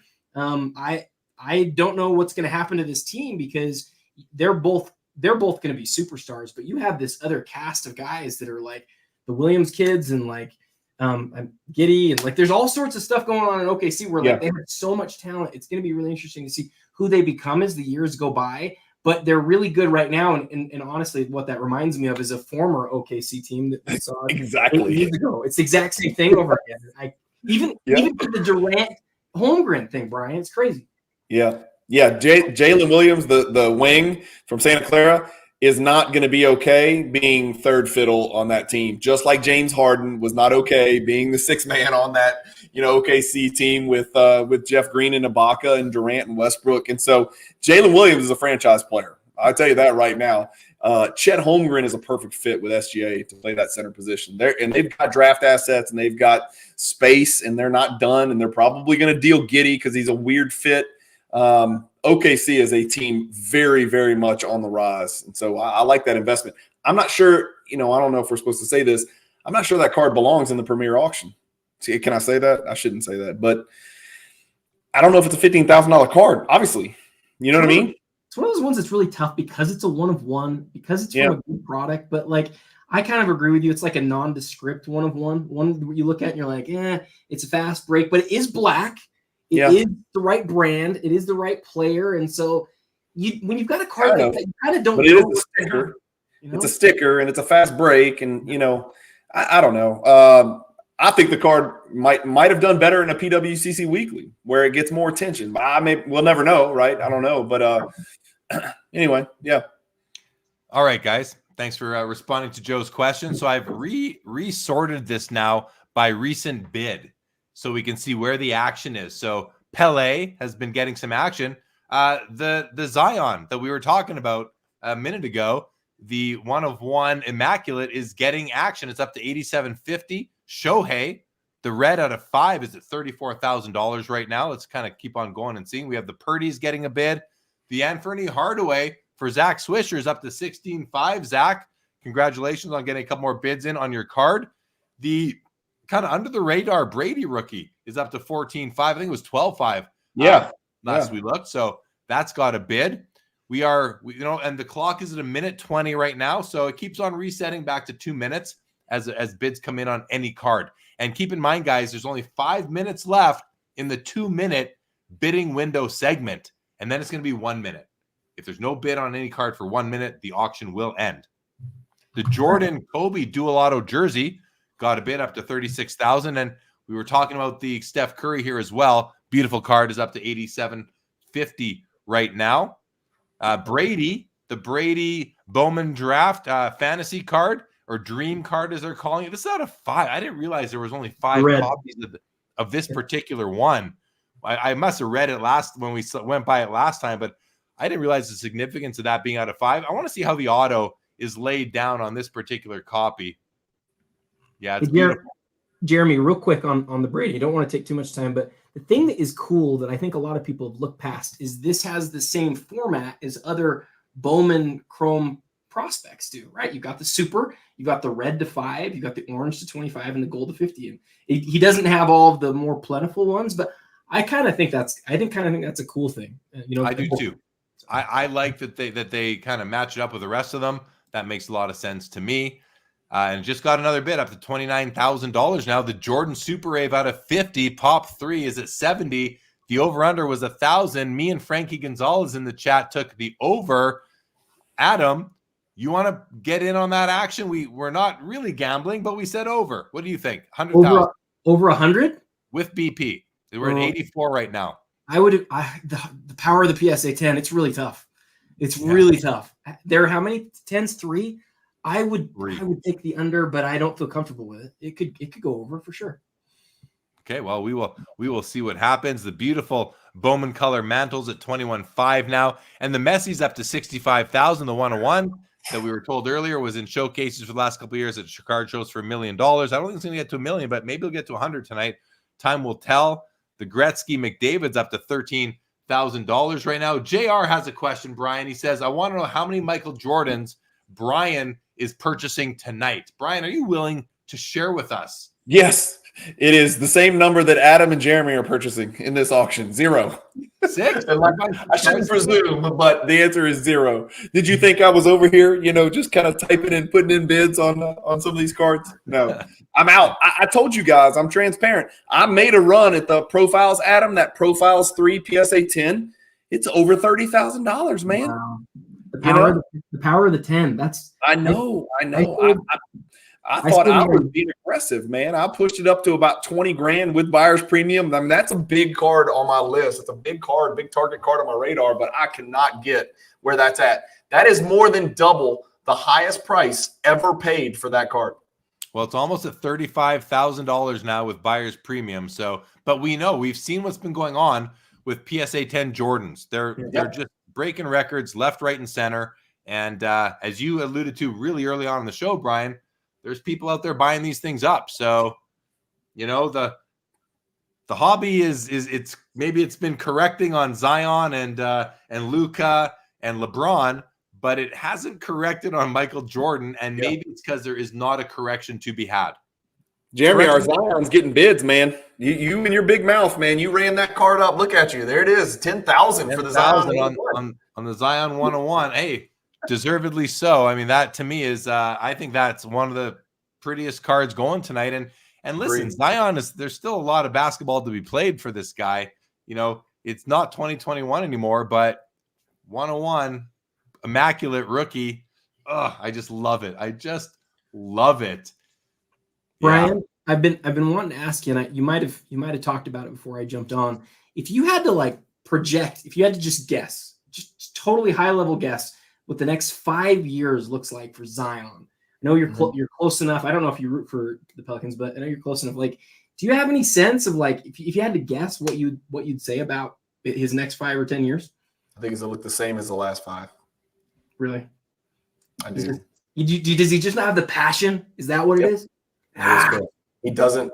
I don't know. I mean, I hear stories from guys. I mean, some of my friends used to cover the team, and then I've got people that are, I'm friends with one of the assistant coaches, and I've got friends who train Pelicans players. And, just generally speaking, that little switch that a Giannis has, or that Iverson, maybe not Iverson, but Kobe had, and again, that's not a fair comparison. There is something between them and then, the floor. I just don't think he has that special switch that he flips where he's going to kill you. He's going to kill you no matter what. He doesn't have that switch, man. I think you're right, but I hope you're wrong. I hope you're wrong. Here's the deal. His game, I just don't think his game is going to age well. I just don't, because it's not predicated on skill. It's predicated on physical superiority.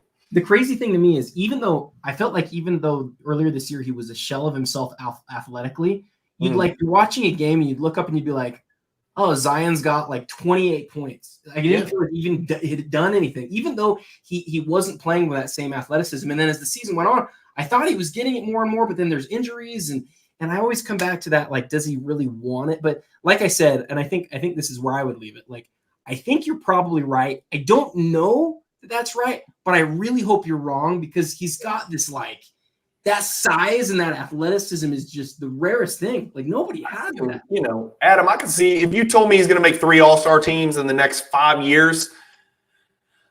Yeah, is it possible? Is he going to have a ring? No. Is he going to be the best player on a championship team? No way. But the thing is, you're right, Adam. Like, I look at the box scores, and the dude's like 24 to 26 a night, and he's not shooting free throws well. He can't shoot at all from the perimeter. I just don't know how long that can last. I don't know. Giannis has made it last for a long time, so maybe Tyler can make it last for a long time, you know? Yeah. Giannis doesn't – you know this better than anybody. Giannis just doesn't have that weight issue that just – and he's got the drive. So, anyway, I didn't mean to derail us. I was just really – It's a great question, man. He's a polarizing prospect, man. No question he's polarizing, Adam. The Curry just got a bid, the patch auto there up to 88.75. We've now resorted to highest price. So let's see what's leading the pack now. The Jordan PSA 10 86 Fleer with the NBA stickers at 180. The Charizard's at 160. The Mantle is at 85. So quite the drop there between card number 2 and card number 3. Sure. It's basically a 50% drop from 160,000 to 85. Look at the John, the Zion NTRPAs just got bids as well. The Jordan Superman, the Super Rave, is at 70,000. Messi's in 5th. Look at this. Messi in 5th and Caitlin Clark in 6th, both sitting at $65,000 at the bid right now. We got the Pele, we got the other Mantle, 52 tops, and the dual Jordan Kobe in the 9th spot right now, guys, at $36,000. And to round out the top 10 is the finest embossed refractor, BGS 9 Michael Jordan. 74 copies, I believe, produced. Is that right? Yeah. Great looking card. Brian, right there. Do you have that one, Brian? I do. Yes, sir. I've always loved that card, man. I've always loved that card. I've never owned that one, but I've always loved it. A question came in, Brian, from JR. He says, Brian, what does that Profiles 3 PSA 10 do to the rest of the BGS PSA population? Are you able to address that? I'm not seeing that. I know that, you know, people love to say rising tides lift all boats. That's like the number one phrase in the hobby. It's really clever, and I love it. And generally speaking, you know, in past years, that's been true.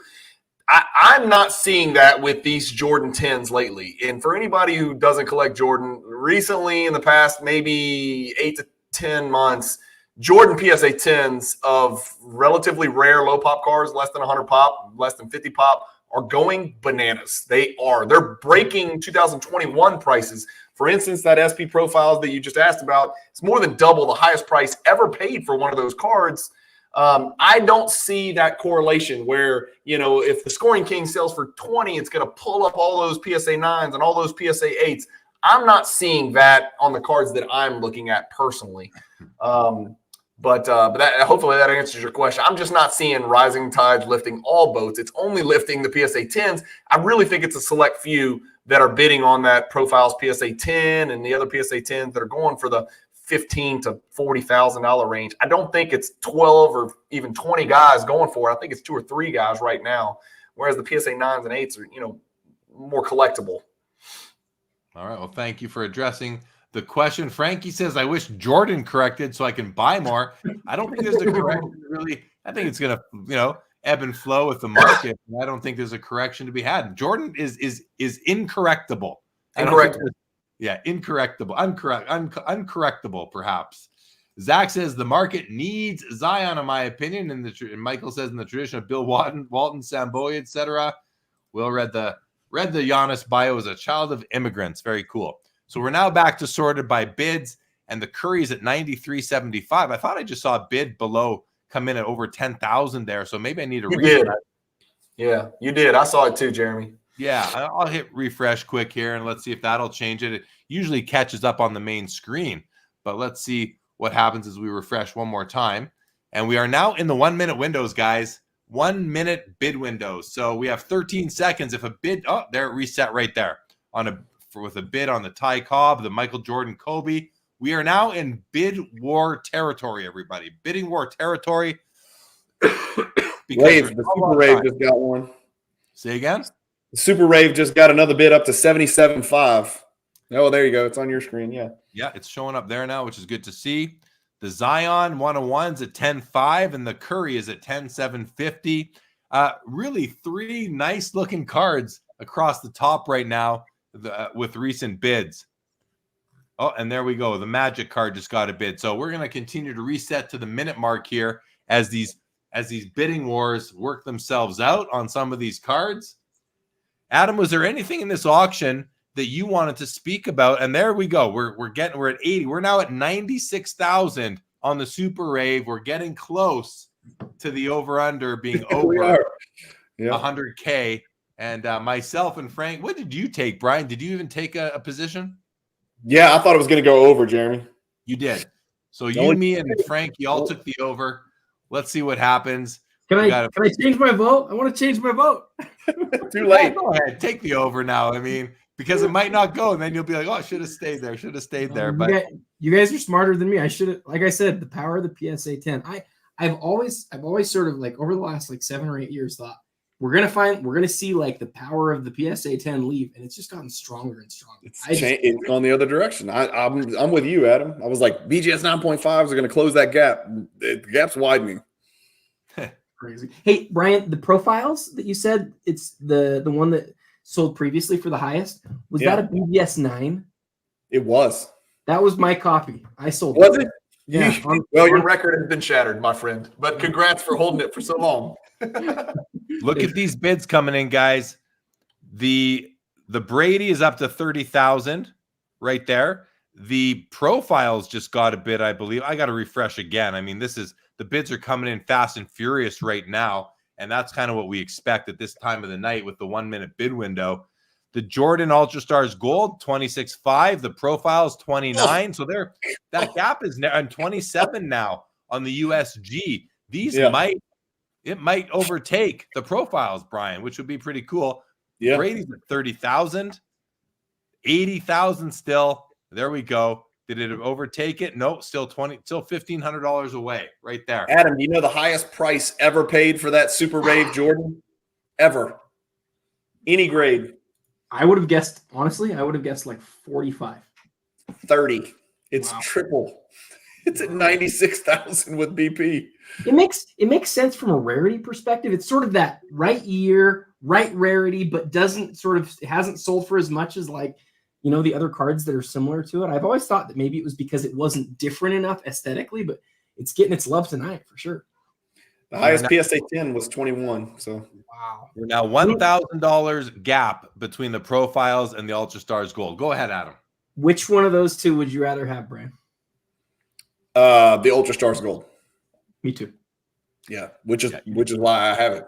Because that's what I chose, right? The profiles, I love it, man. It's real tough for me to pay that grade. I'm a grade snob. You know me. I'm a little bit of grade snob. I'm a little grade snob. I'm not the ultimate grade snob. To pay that type of premium when I could pick up a PSA 9 for 7 or whatever, I don't know, less than that probably.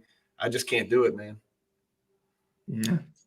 You didn't ask me, guys, but for me, it's the Ultra Stars Gold as well. And it's not even close. I'm just not a fan of the profiles card personally, but we're now $1,000 away. It was a lot different earlier on in the night.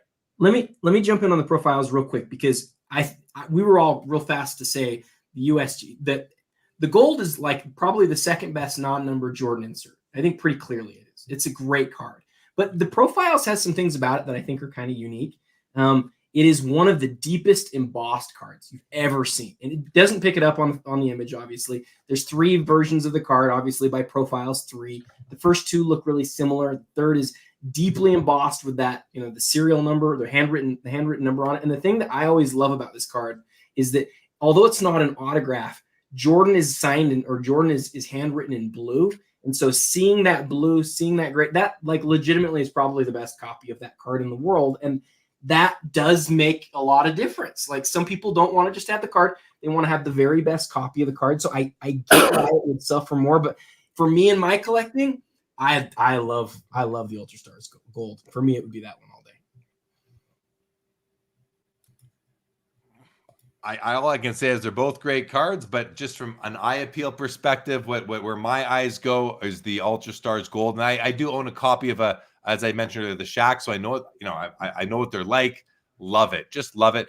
But look at that, the Profiles has got a small bid, a half bid up to $29,250 now, so it's wide in that gap to $12.50. Will S makes the comment here, says, I'm in the Cajun camp. I'd rather buy nice 9.5s of elite cards and have more cash to deploy for other cards than to get the PSA 10. Thankfully, he's not an OCD type, and I'm in that same camp. I mean, I don't even need the BGS 9.5. I'll grab the BGS 9 or the PSA 9 or the PSA 8 in some cases, and have a lot of money left over to buy some more cards. So appreciate the comment, Will. All right. So listen, the bids are coming in, guys. It's still fast and furious. Here they keep coming. We're going to refresh yet again, and let's see where the action has been in the last 3 or 4 minutes. What cards are getting the most bid activity? The Mantle is up to $23,250. The LeBron Topps Chrome Refractor PSA 10 Gold NBA is up to $30,000, and the Jordan Kobe Dual Auto Patch is up to $38,000. The Profiles $29,250. The Messi 1 of 1 is now at $80,000, $82,500 now. Now at $82,500 while we are talking about it. Luca Blue Ice $14,250, and the Zion Immaculate 101 $11,000. Another bid just came in on the Messi up to $85,000. That has now crossed the $100,000 sale point with the buyer's premium. Let's see as we scroll down. The Ty Cobb, the Super Rave is still at $80,000, and that's still at $30,000. So all the action has been above these 3 cards, these 9 cards at the top, and even the Magic card just got another bid. So we have the clock keeps on resetting. It's at 47 seconds right now. And let's see what the next bid comes in on. Adam, I want to ask you, you did your carousel post picking your 10 favorite cards or 10 you found most interesting. Is there a card we haven't talked about since you've joined us that you would like to shine some light on? Well, it's been bid up quite a bit, but the one, and I said this in my post, I think it's probably surprising, but excuse me, frog in my throat. The Caitlin Clark's really interesting to me not because I understand women's basketball or because I follow it. I want to start following it more because I've got 3 daughters, and one of them in particular might end up wanting to be a player. My kids are all tall, so we got that going for us. But Caitlin Clark, I feel like, has captured basketball fans in a way that I personally don't remember anybody else doing in the world of women's basketball. And it's kind of this perfect storm where you've got Fanatics taking over. So you've got a Superfractor while she's still in college. It's easily her first big card. And I just look at that and I wonder what happens if women's basketball continues on the trajectory that it's on, which is it's gaining market share. It's growing.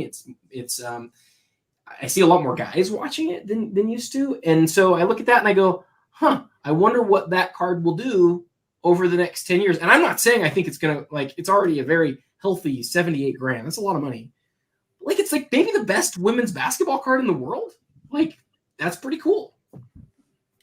While you were talking about Caitlin Clark in the WNBA, Messi went to 105. Yeah. Messi went bananas. We got a good old-fashioned soccer street fight, guys. Somebody's going to get a red card. Saw that happen. I also want to comment on the Brady's. I now somehow didn't realize earlier that there are 2 Brady's in the auction. Yeah, the red out of 5 and the gold out of 50 here. The gold out of 50 is at 23.5. And let's scroll back up and find the other one and see what it's sitting at right now. 23.5 on the gold, and the red's at 30. So not a big difference. Really not. Yeah, right. Considering there's a 10% of the quantity out there on this one. This seems low to me. Maybe it's the SGC holder. I don't think that's a good enough reason for it to be such a so close in price at the moment, but I guess you never know. Purdy just jumped $12,000. How'd that happen? And there's Messi, as Brian was saying, up to 105 on the Messi. All right, let's do a refresh and get the action cards back to the top. There's two Joe Purdy's. Perot says, despite my basketball Oh, is there two proclivities, Purdy?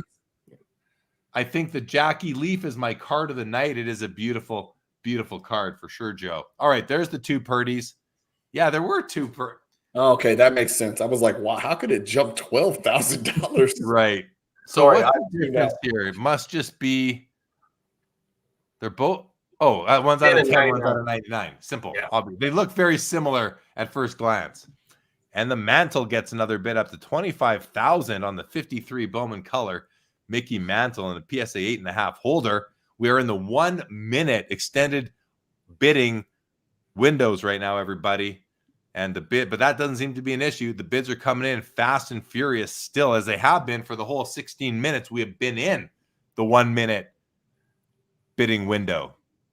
Jeremy, is that Messi card now number 3? I think that's the third highest. It must be. Well, here, let's check it out. Let's now sort by highest price, and let's see what the top 10 cards are. We'll let this thing load for us. Jordan, okay, so yeah, it's now in the 3 spot, Brian. Jordan and Charizard in the 1-2. We've got Lionel Messi in the 3 spot at $105,000. The Mantle PSA 3, which you weren't here for this, Adam, but a beautiful card, is in the 4 spot at $87,500. The Super Rave Jordan has sort of stalled out at this $96,000 out the door price, $80,000 for the hammer right now, and I wonder what's going to come up. What's going to happen there? Will it stay right on that cusp of $96,000? Caitlin Clark in the 6th spot at $65,000. Magic the Gathering, Pele, the other Mickey Mantle, and the dual Kobe Jordan round out the top 10 with the finest embossed refractor getting in there. And the LeBron rookie jambalaya is getting a couple of half bids right now. There's another one up to $73.75. All right, let's go back now to recent bid order. Let's see what this shows us. So as we thought, the LeBron Jambalaya, the Mantle, the Magic the Gathering, the NT Football 2018 cases up to $11,750. The 2 Purdy's. I wonder if one person's going for the pair. Kind of wonder when you see the bids come up so close together. Messi 105. Kevin Durant, the orange refractor, up to $73.75. And the LeBron James Topps Chrome refractors up to $30. This card in the height of the pandemic was 125, 150K, I believe. If you guys can nod to agree, if I'm right, I think I'm close on that. The Purdy out of 99 just got a bid up to $17,750, as did the Magic card up to $65,000 on the Mox Jet Alpha. Never you mind, it's now up to $70,000, guys, for this card. Now, I am not judging at all because I know nothing about Magic the Gathering. But if you're just someone off the street who doesn't know, and you look at this card, you're like, wow, what would that be worth? And if you were to be told $84,000 out the door right now, you might kind of take a second look at that. And hey, listen, it's all cardboard at the end of the day. But that's a lot of money for sure. Zach says Magic the Gathering card highest sale was a BGS 9.5 in 2018 for $65K on PWCC. He asterisks it on PWCC. How high can it go? Well, we're going to find out. Frankie said, and it's not even the Black Lotus, which is the one I've heard of. The Black Lotus. I am not familiar with the Alpha Mox Jet, but or the Mox Jet, I guess it's called. Oh, is the auction over, guys? Uh-oh. No, it is not. It is not. Okay. Close. The Mox. Close. Go ahead, Adam. The Mox Jet is one of the Power 9. So I don't know a lot about Magic, but I sort of, when I was at PWCC full time, I kind of had to get to know some of those things. And you've got everybody knows about the Lotus, but then after that you have this group called the Power 9, and they rarely come up, especially from the Alpha series and especially in high grade. And so this is like one of the best cards in the world. I mean, obviously you can tell by the price, but it's one of the best cards in the world that's not the Black Lotus. So, and the fact that you don't see it sell, maybe once every few years, especially in a gem mint condition. That's why you're seeing such a high price on it. They just don't show up, is what you're getting at. Yeah. All right, let's do a refresh again here on the newest bids, as we've seen a few more come through. And that's what's interesting, is learning some things about some of these cards that, it's kind of like, it makes me think about those first black box Nintendo games, the first 30 that some people go after when you say the first 9 of Mad or the whatever you call them, those Power 9 Power 9. Frankie knows a bit. He says, indeed, it's part of the Power 9 rarest and some of the most powerful cards in the game. He's been a player since 1996. Frankie, professional. Frankie knows everything, though. We know that Frankie knows everything. Can we just get Frankie some flowers? Damn, man. The guy's a local card shop owner, and he knows everything about every niche of the hobby. It's unbelievable. I know half is what he knows about basketball, and all I care about is basketball. Frankie's gonna. Why are we on here? Why are we on here, Adam? Frankie should be on this show with Jeremy. The Zion, guys. The Zion's up to 12,000 right now. And I just noticed, Brian, we were talking about it earlier, the Kobe limited logos just got a bid, is now north of $27,000. Let's let that come through. Joe Perot says, hobby MVP, Frankie. 27,250 now on the Kobe limited logos from the first year of Exquisite. Oh, 27.5 now, and the Zion is up to 12,000 for the rookie 101, with Durant getting some action as well, up to 81 and a quarter. Purdy, Magic, and Kobe and Michael Jordan. So these 1 minute bid windows, they kind of mess with you a little bit. For a moment there, we thought, oh, there's no more bids, this thing's over, and then bids come in. And more bids come in as people realize there's still time to bid. And with that, the Zion 101 just got another bid now up to 12.5. Up to 12.5. So that's going to reset the clock.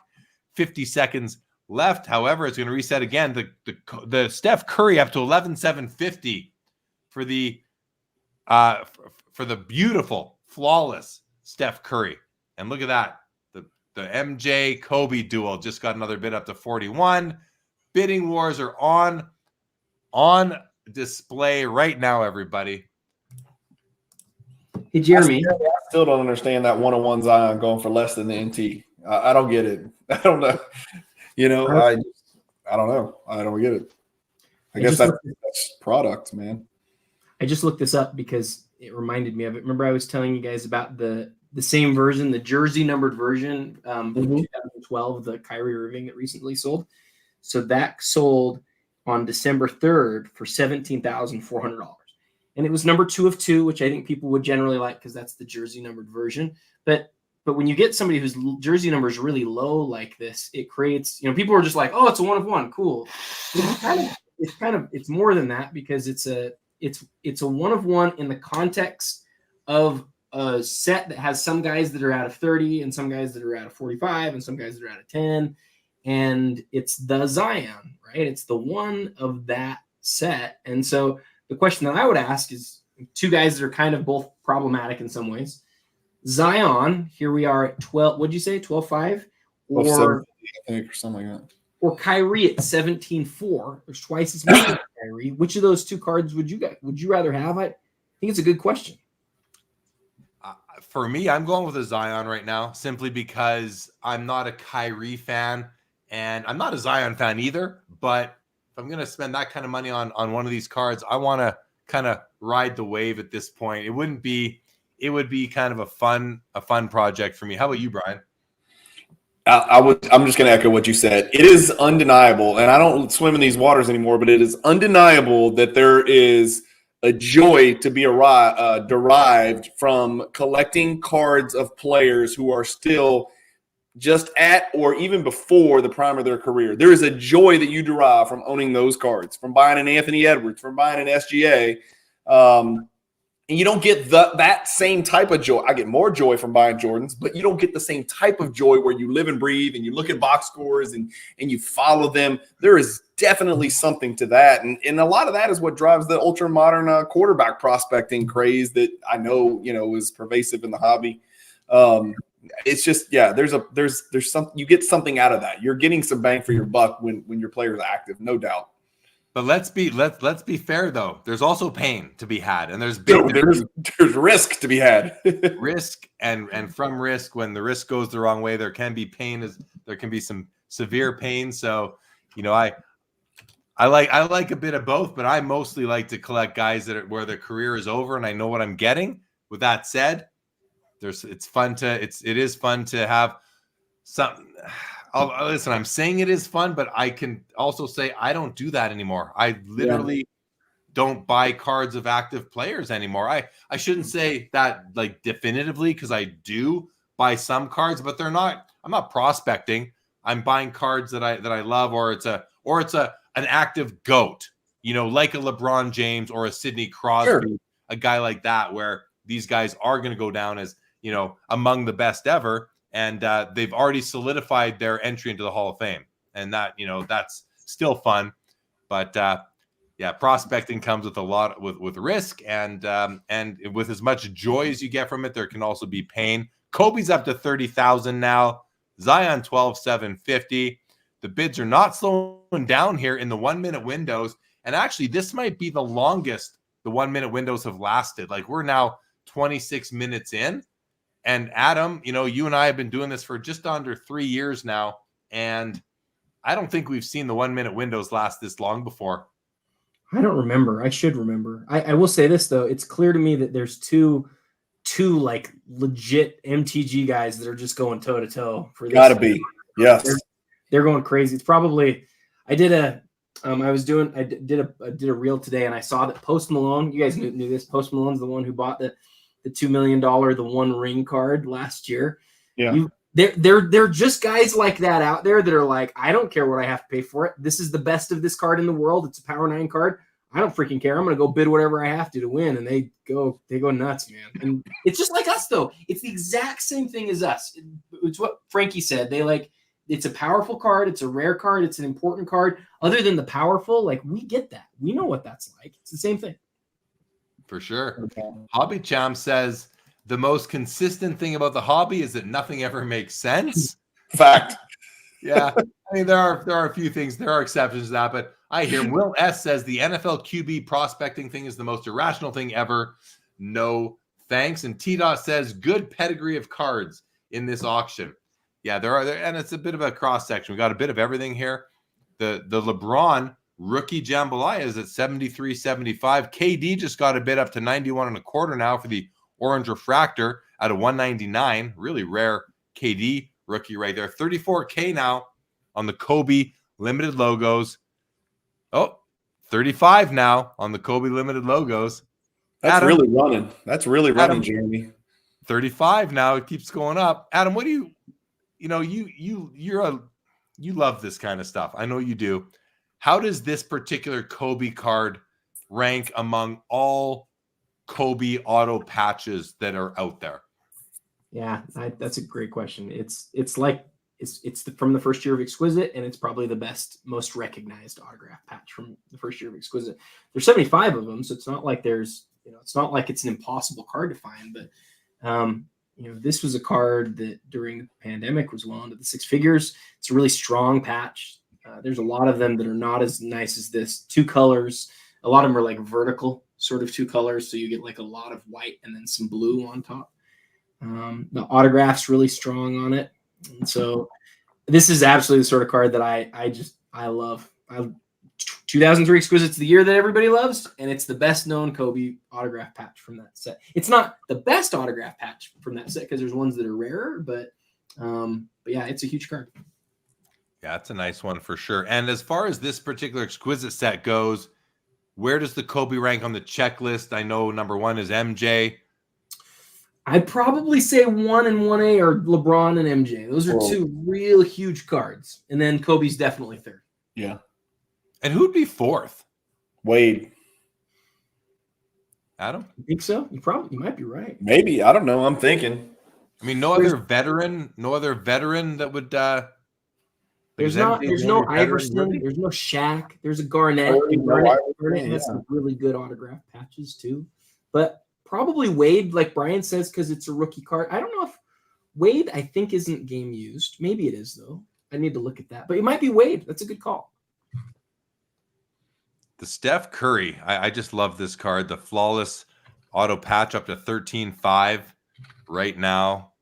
So nice. And the Zion 101 just got another bid up to 13,750. When we started watching, I think it was down at $8,000. So it's gone up quite a bit since we started as far, from a percentage basis perspective.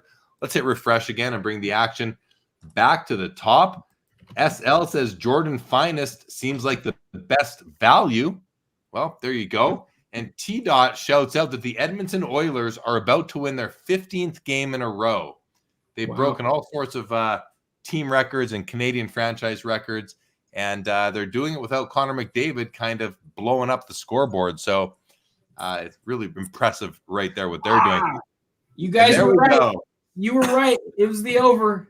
It's the over on the Super Rave.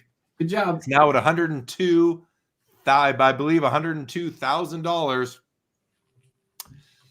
There it goes. There it goes. Yeah, Frankie is right. The Rave is now over 100K. We took the over when it was back at about 70 pre-buyers premium, and there it goes up to 85,000 now. The Griffey's been getting a couple bids recently. Pop 3, BGS 9. I think it's his first auto mem card. I'm not 100% certain. Adam, do you know? It isn't? It's second. Yeah, he's got a card that's a year before this. But it made me think of that Gretzky, too. The Gretzky 99 of 99, isn't it? That's in this. That's a cool card. I love that card. That's not, Jeremy, that's not yours, right? The one that you sold wasn't 99 of 99, was it? It was not. That's a different card. Man, that's a cool card. Ray's going again. Yeah. Guys, I did some research. We forgot somebody in that 2003 Exquisite Limited logos. Who would be fourth? Behind Jordan, behind Kobe, behind LeBron. You want to guess? Only one that comes to my mind is Garnett. Who am I forgetting? He's the best point guard of all time. Not Stockton. Don't even try it. Magic. I know who you're talking about. I don't know if I'd take the Magic. I'm just going by price. He sold for $98,000. Magic. Yeah, but that was a 10, right? I think the average copy of Wade would sell for more for the average copy of Magic. Think so? I think so. Yeah. I could be wrong, but I think so. I've said Magic. Am I right when I say Magic? Yes. Magic. Yes, sir. Yep. I like how you immediately said, don't say Stockton. Just try to catch you. No Darren Williams, no Stockton. I don't want to hear any of that. No Jordan Clarkson. Enough of your Jazz rhetoric. I'll tell you what, I'm impressed with your team winning games. I don't know what's going on or why, but they're winning games, man. I've never seen a team with more good players and no great players. They're amazing. They like each other, bro. It's a fun team. It's the second year in a row where we're like, okay, we're going to be bad. We're going to go get a good pick. And then we get halfway through the season, and it's like, oh, I guess we're going to try to make playoffs. Yeah. Would you deal Markkanen? If you were running that franchise, would you deal Markkanen for a package? No, he's close enough to the timeline of the other young guys and the other guys that we'll get that I think, he's a really unique player, man. Like, he fits he's so malleable. He fits anywhere with any team in the NBA. He would be an incredible addition. Did you see that? Did you see that coming? When I saw him in Finland, like in the Euro games a couple years ago, I was like, dang, this guy is legit. And then we traded for him, and I was like, maybe, but I never saw it in the NBA at all, man. I saw it very early in his rookie year, but the problem where he would literally, he's very athletic, and he would yam on somebody's face and get straight in their face and flex on them and taunt them. And then something happened, Adam, where I think Jim Boylan, I can't remember, they had a coaching change, and the new coach came in, and they asked him to basically just stand in the corner, man. And instead of being the focal point of the offense, and I think his confidence took a real hit, and his value took a real hit. And then, he was rejuvenated in Cleveland playing. He's 7 foot tall, and he's playing the 3. He tried his best to guard, and then he's just flourished in Utah, man. He's clear-cut franchise type dude. You make such a good point here. And that is the thing that I take from what you just said is that sometimes these guys just are miscast or put into the wrong situation, or they get a coach like Jim Boylan, and it can really throw them off. And then we as collectors sometimes forget about these guys. It's like, oh yeah, that guy is a top 10 pick. We're not going to think about him anymore. But then they end up in the right place, and we saw it last year with Lowry's stuff. So much of it just took off because now people are like, oh my goodness, this guy's like a legit franchise player. He's Yep. I mean, he's not a top 5 player, but like he's really good. And Sure. He's a borderline all NBA player, man. He really is that good. Yeah. We're seeing it with De'Aaron Fox under Mike Brown. yes. You know? Yes. We've got a bidder out there who's messing with the clock. They're waiting until the final second to get their bid in, and this time it came in on the Zion 101. 14,500 now. It's trying to catch it. It's trying to catch the national treasures, Jeremy. We talked it into existence. There's another bid now, 14,750. I believe we just saw a second bid come in on it. We're down to oh yeah, there's the reset right there. 50 seconds left now. But that's where the action is. It's on the Zion 101, 15,000 now. Bit of a bidding war going on that card at the moment. Let's see what happens here. Let's see what happens here with that. Hobby Champ says Colin Sexton had been beasting. Yes. Yeah. Agreed. It's crazy. Like, I didn't know if that guy was going to be like a good, like off the bench player. Now I'm like, oh, he's just a really good starting shooting guard. Like, It's nuts. I don't know what's going on with my team. It's crazy. What do you think about Keontae George? Why are we talking so much about the Jazz? What do you think about Keontae George? He's got a lot of tools. I mean, he's got this great size, and in preseason he was like a shooter. Now he can't figure out how to shoot right now. Yeah. But he's got this. He's got the confidence. He can go to the hoop. He's got good athleticism, but more than anything, he has great feel. Yeah. Like, would it shock me if he was like the sort of guy, almost like a Mike Conley guy who like was close to an all-star level player for a long time, but never an all-star? That's kind of what I would guess. Yeah, I think Conley actually did steal an all-star spot one year from De'Aaron Fox. From De'Aaron Fox, when he did not deserve it, but everybody loves Conley. He's like everybody's favorite guy. He's the nicest guy in the league, you know. So. Check it out, fellas. The profile's got a bid up to $30,000 now. Jeremy, explain left that on the clock. Explain how so many windows can go by with no bids, and then somebody out of nowhere bids on the profiles. Is that normal? Y'all do this show more than me. Is that normal? I think, yeah, people are waiting till the very end. You know, that whoever made that bid probably thought that the auction was about to end, but then another bid came in on another card. We got 30 here. I'll hit refresh. Let's see what just happened there. There's one card that got a bid after the profiles, I believe. Yeah, the field level. Field level Jalen Hurts 101. Somebody was kind of waiting on that and thinking they're going to sneak in and scoop it at the end, and maybe they will, because the other high bidder might have gone to sleep by now. Nope, that is awake and just made another bid on it. So I believe we're going to see the clock reset. Mantle just got a bid as well, so there's action on a few cards still, guys. Brian, one of the things that we've seen a couple times through the years that has been really clear to me, and this is why I personally, I'm going to sound like a homer here, but it's why I personally love the way that PWCC does the Premier Auction, is that people come to the table with like a budget, and so like, they'll like come into it and they'll be like, oh, I've got 40 grand to spend or whatever, and then one card will get above that, and then they can go back to their other thing. Whereas with other auctions, and even with the weekly, it's like, oh, I've got to make a decision, and then you let something go, it ends, and then the other thing that you're bidding on gets too high. Well, you can't go back to the other card. Yeah. That's what that open bidding does, you know, whereas you used to had to have bid before extended bidding.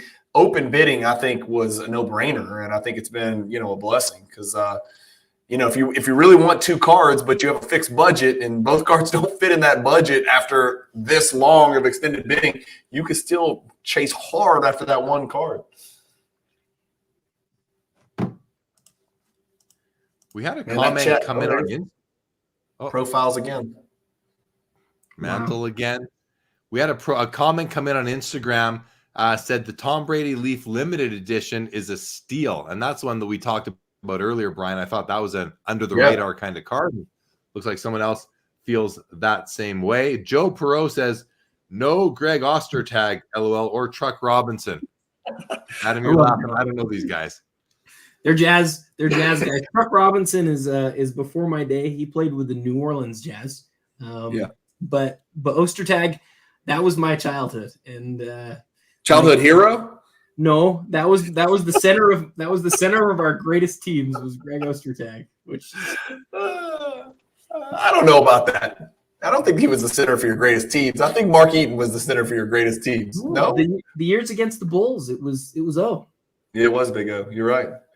You're right. Those same years, Shaquille O'Neal one year during, like, before the game, went up to Ostertag and just pushed him on the ground, and nobody did anything. Then the Jazz ended up sweeping the Lakers that year, so that one's fine. But we just could never beat the Bulls. And I mean, I know you guys love Jordan, but it would have meant so much to our city if we could have ever won a championship.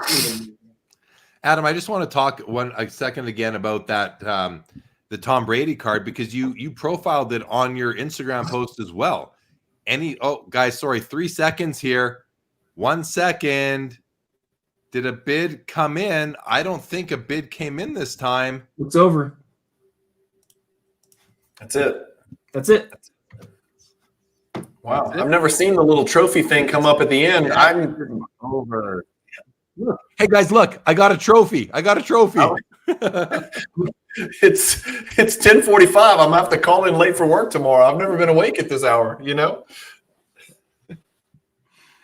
Wow. It's done. Frankie says it is done. So let's review the top sales, guys. The Jordan PSA 10 does $216,000. The Charizard PSA 10, $192,000. And the Messi 126, 3 PSA 10s across the top. Well, actually, the Messi's a 9, but the auto's a 10. Across the top 3 spots. The next 3 spots also occupied by PSA. The Super Rave Jordan does $108,000. The over wins that one. The Magic Card 108 and the beautiful PSA 3 Mickey Mantle comes in the 6th spot at $105. In the 7th spot, Caitlin Clark, $78,000, likely the most money ever spent on a female basketball player. For sure. Way further. Like 7 times as much. 7 times as much. Yeah. In the 8th spot is the Pelé 1958 Afila Boulanger rookie PWCC E with the PSA 6 at 52.8.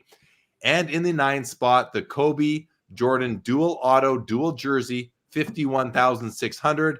And to round out your top 10 is the Mantle SGC 3 at 48. The SGC 3 does 48,000, while the PSA 3 does 105. But the PSA 3 is a far superior copy. It is so important. Everyone watching this should know this by now, but it is so important to be looking at the cards themselves, not just the slab and the grade that they're in. And as a bonus, honorable mention in the 11th spot is the finest embossed refractor. And to round out the row, Shohei red refractor out of 5 at 43,200. Same price as this Jordan right here. Will S says, Adam, I was into those Rocket teams. Still bitter about it. Game 6, where Malone held someone for that Stockton 3. Do you remember that? I do. It was like the best moment of my whole childhood when John Stockton hits the 3 over Charles Barkley. And absolutely, Karl Malone held Charles Barkley from getting out there. They're never going to call that at the end of the game. And so, I obviously feel fine about it. And then, it was the next year when Michael Jordan pushes off Brian Russell and makes this great shot. Hold on. Let's relax. It happened, Brian. It did. It happened. His momentum was already going that way. It was just a natural movement. It was. They can't call that. I'm not saying they should. Adam, one of the things I like the most about that game, other than the fact that it was one of the greatest walk-off shots of all time, is that the picture of the Utah crowd when they kind of zoom in on people's faces when the shot's in the air and he's holding the release, but it hadn't gone in yet. It's pretty incredible. And to kind of stop time, in the middle of such an incredible sporting event, it's pretty cool. I wasn't at the game, but we knew it was going in. Like, we knew it. We had no doubt. As soon as Jordan steals the ball from Malone, I just felt like 14-year-old Adam had this depression that just fell over me. I knew the game was over. I knew we were going to lose. And it was like this terrible moment where you knew there was no chance. You never really had a chance. You were always going to lose to Michael Jordan. And anyway, it was great to be a part of it, though. I do have to say that. It was awesome that our team got to be a part of it.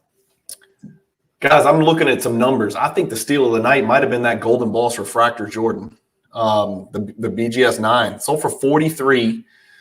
I'm looking at the last PSA 9 sold for 80, and the last BGS 9 sold for 85. How's the color? It's a tinge of green. It is a tinge of green. I wonder what the surface grade is. It's surface grade the 9, so it could have greened after it. We know we've heard stories about this, from Nat himself and from others in the hobby. So it could have greened after the surface was graded, but I guess there's no way to tell without somebody's personal account. But I don't know. What do you think? Do you think it's got a little hint of green on his arms and legs? It does on the knees. On the knees there. Yeah. A little bit on the armpit. Maybe a little bit right there at the crotch too.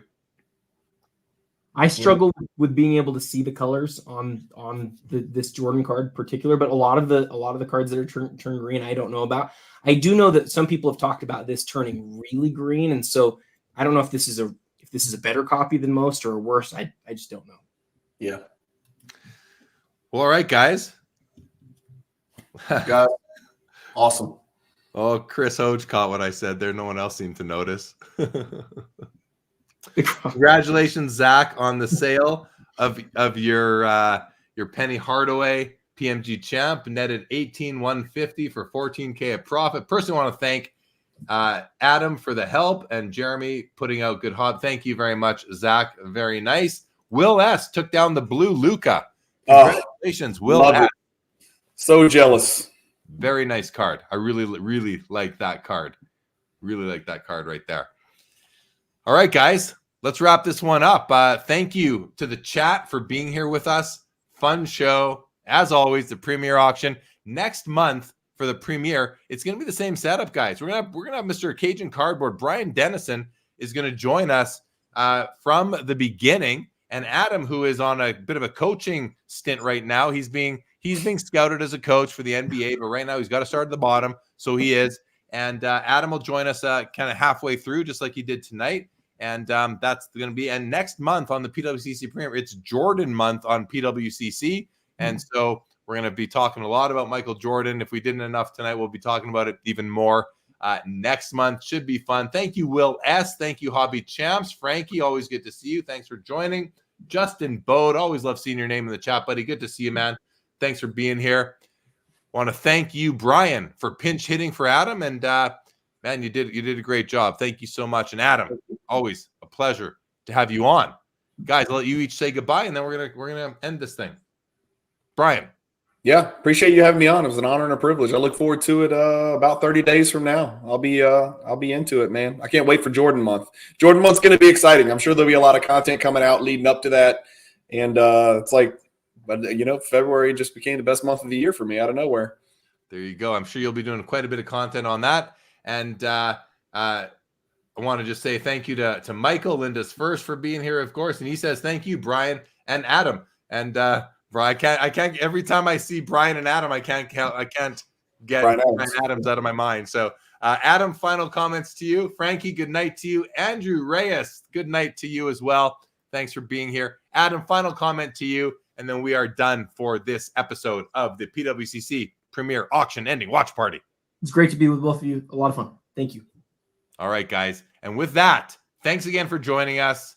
Have a great weekend ahead, everybody. Happy Friday tomorrow. With that, this episode is now over.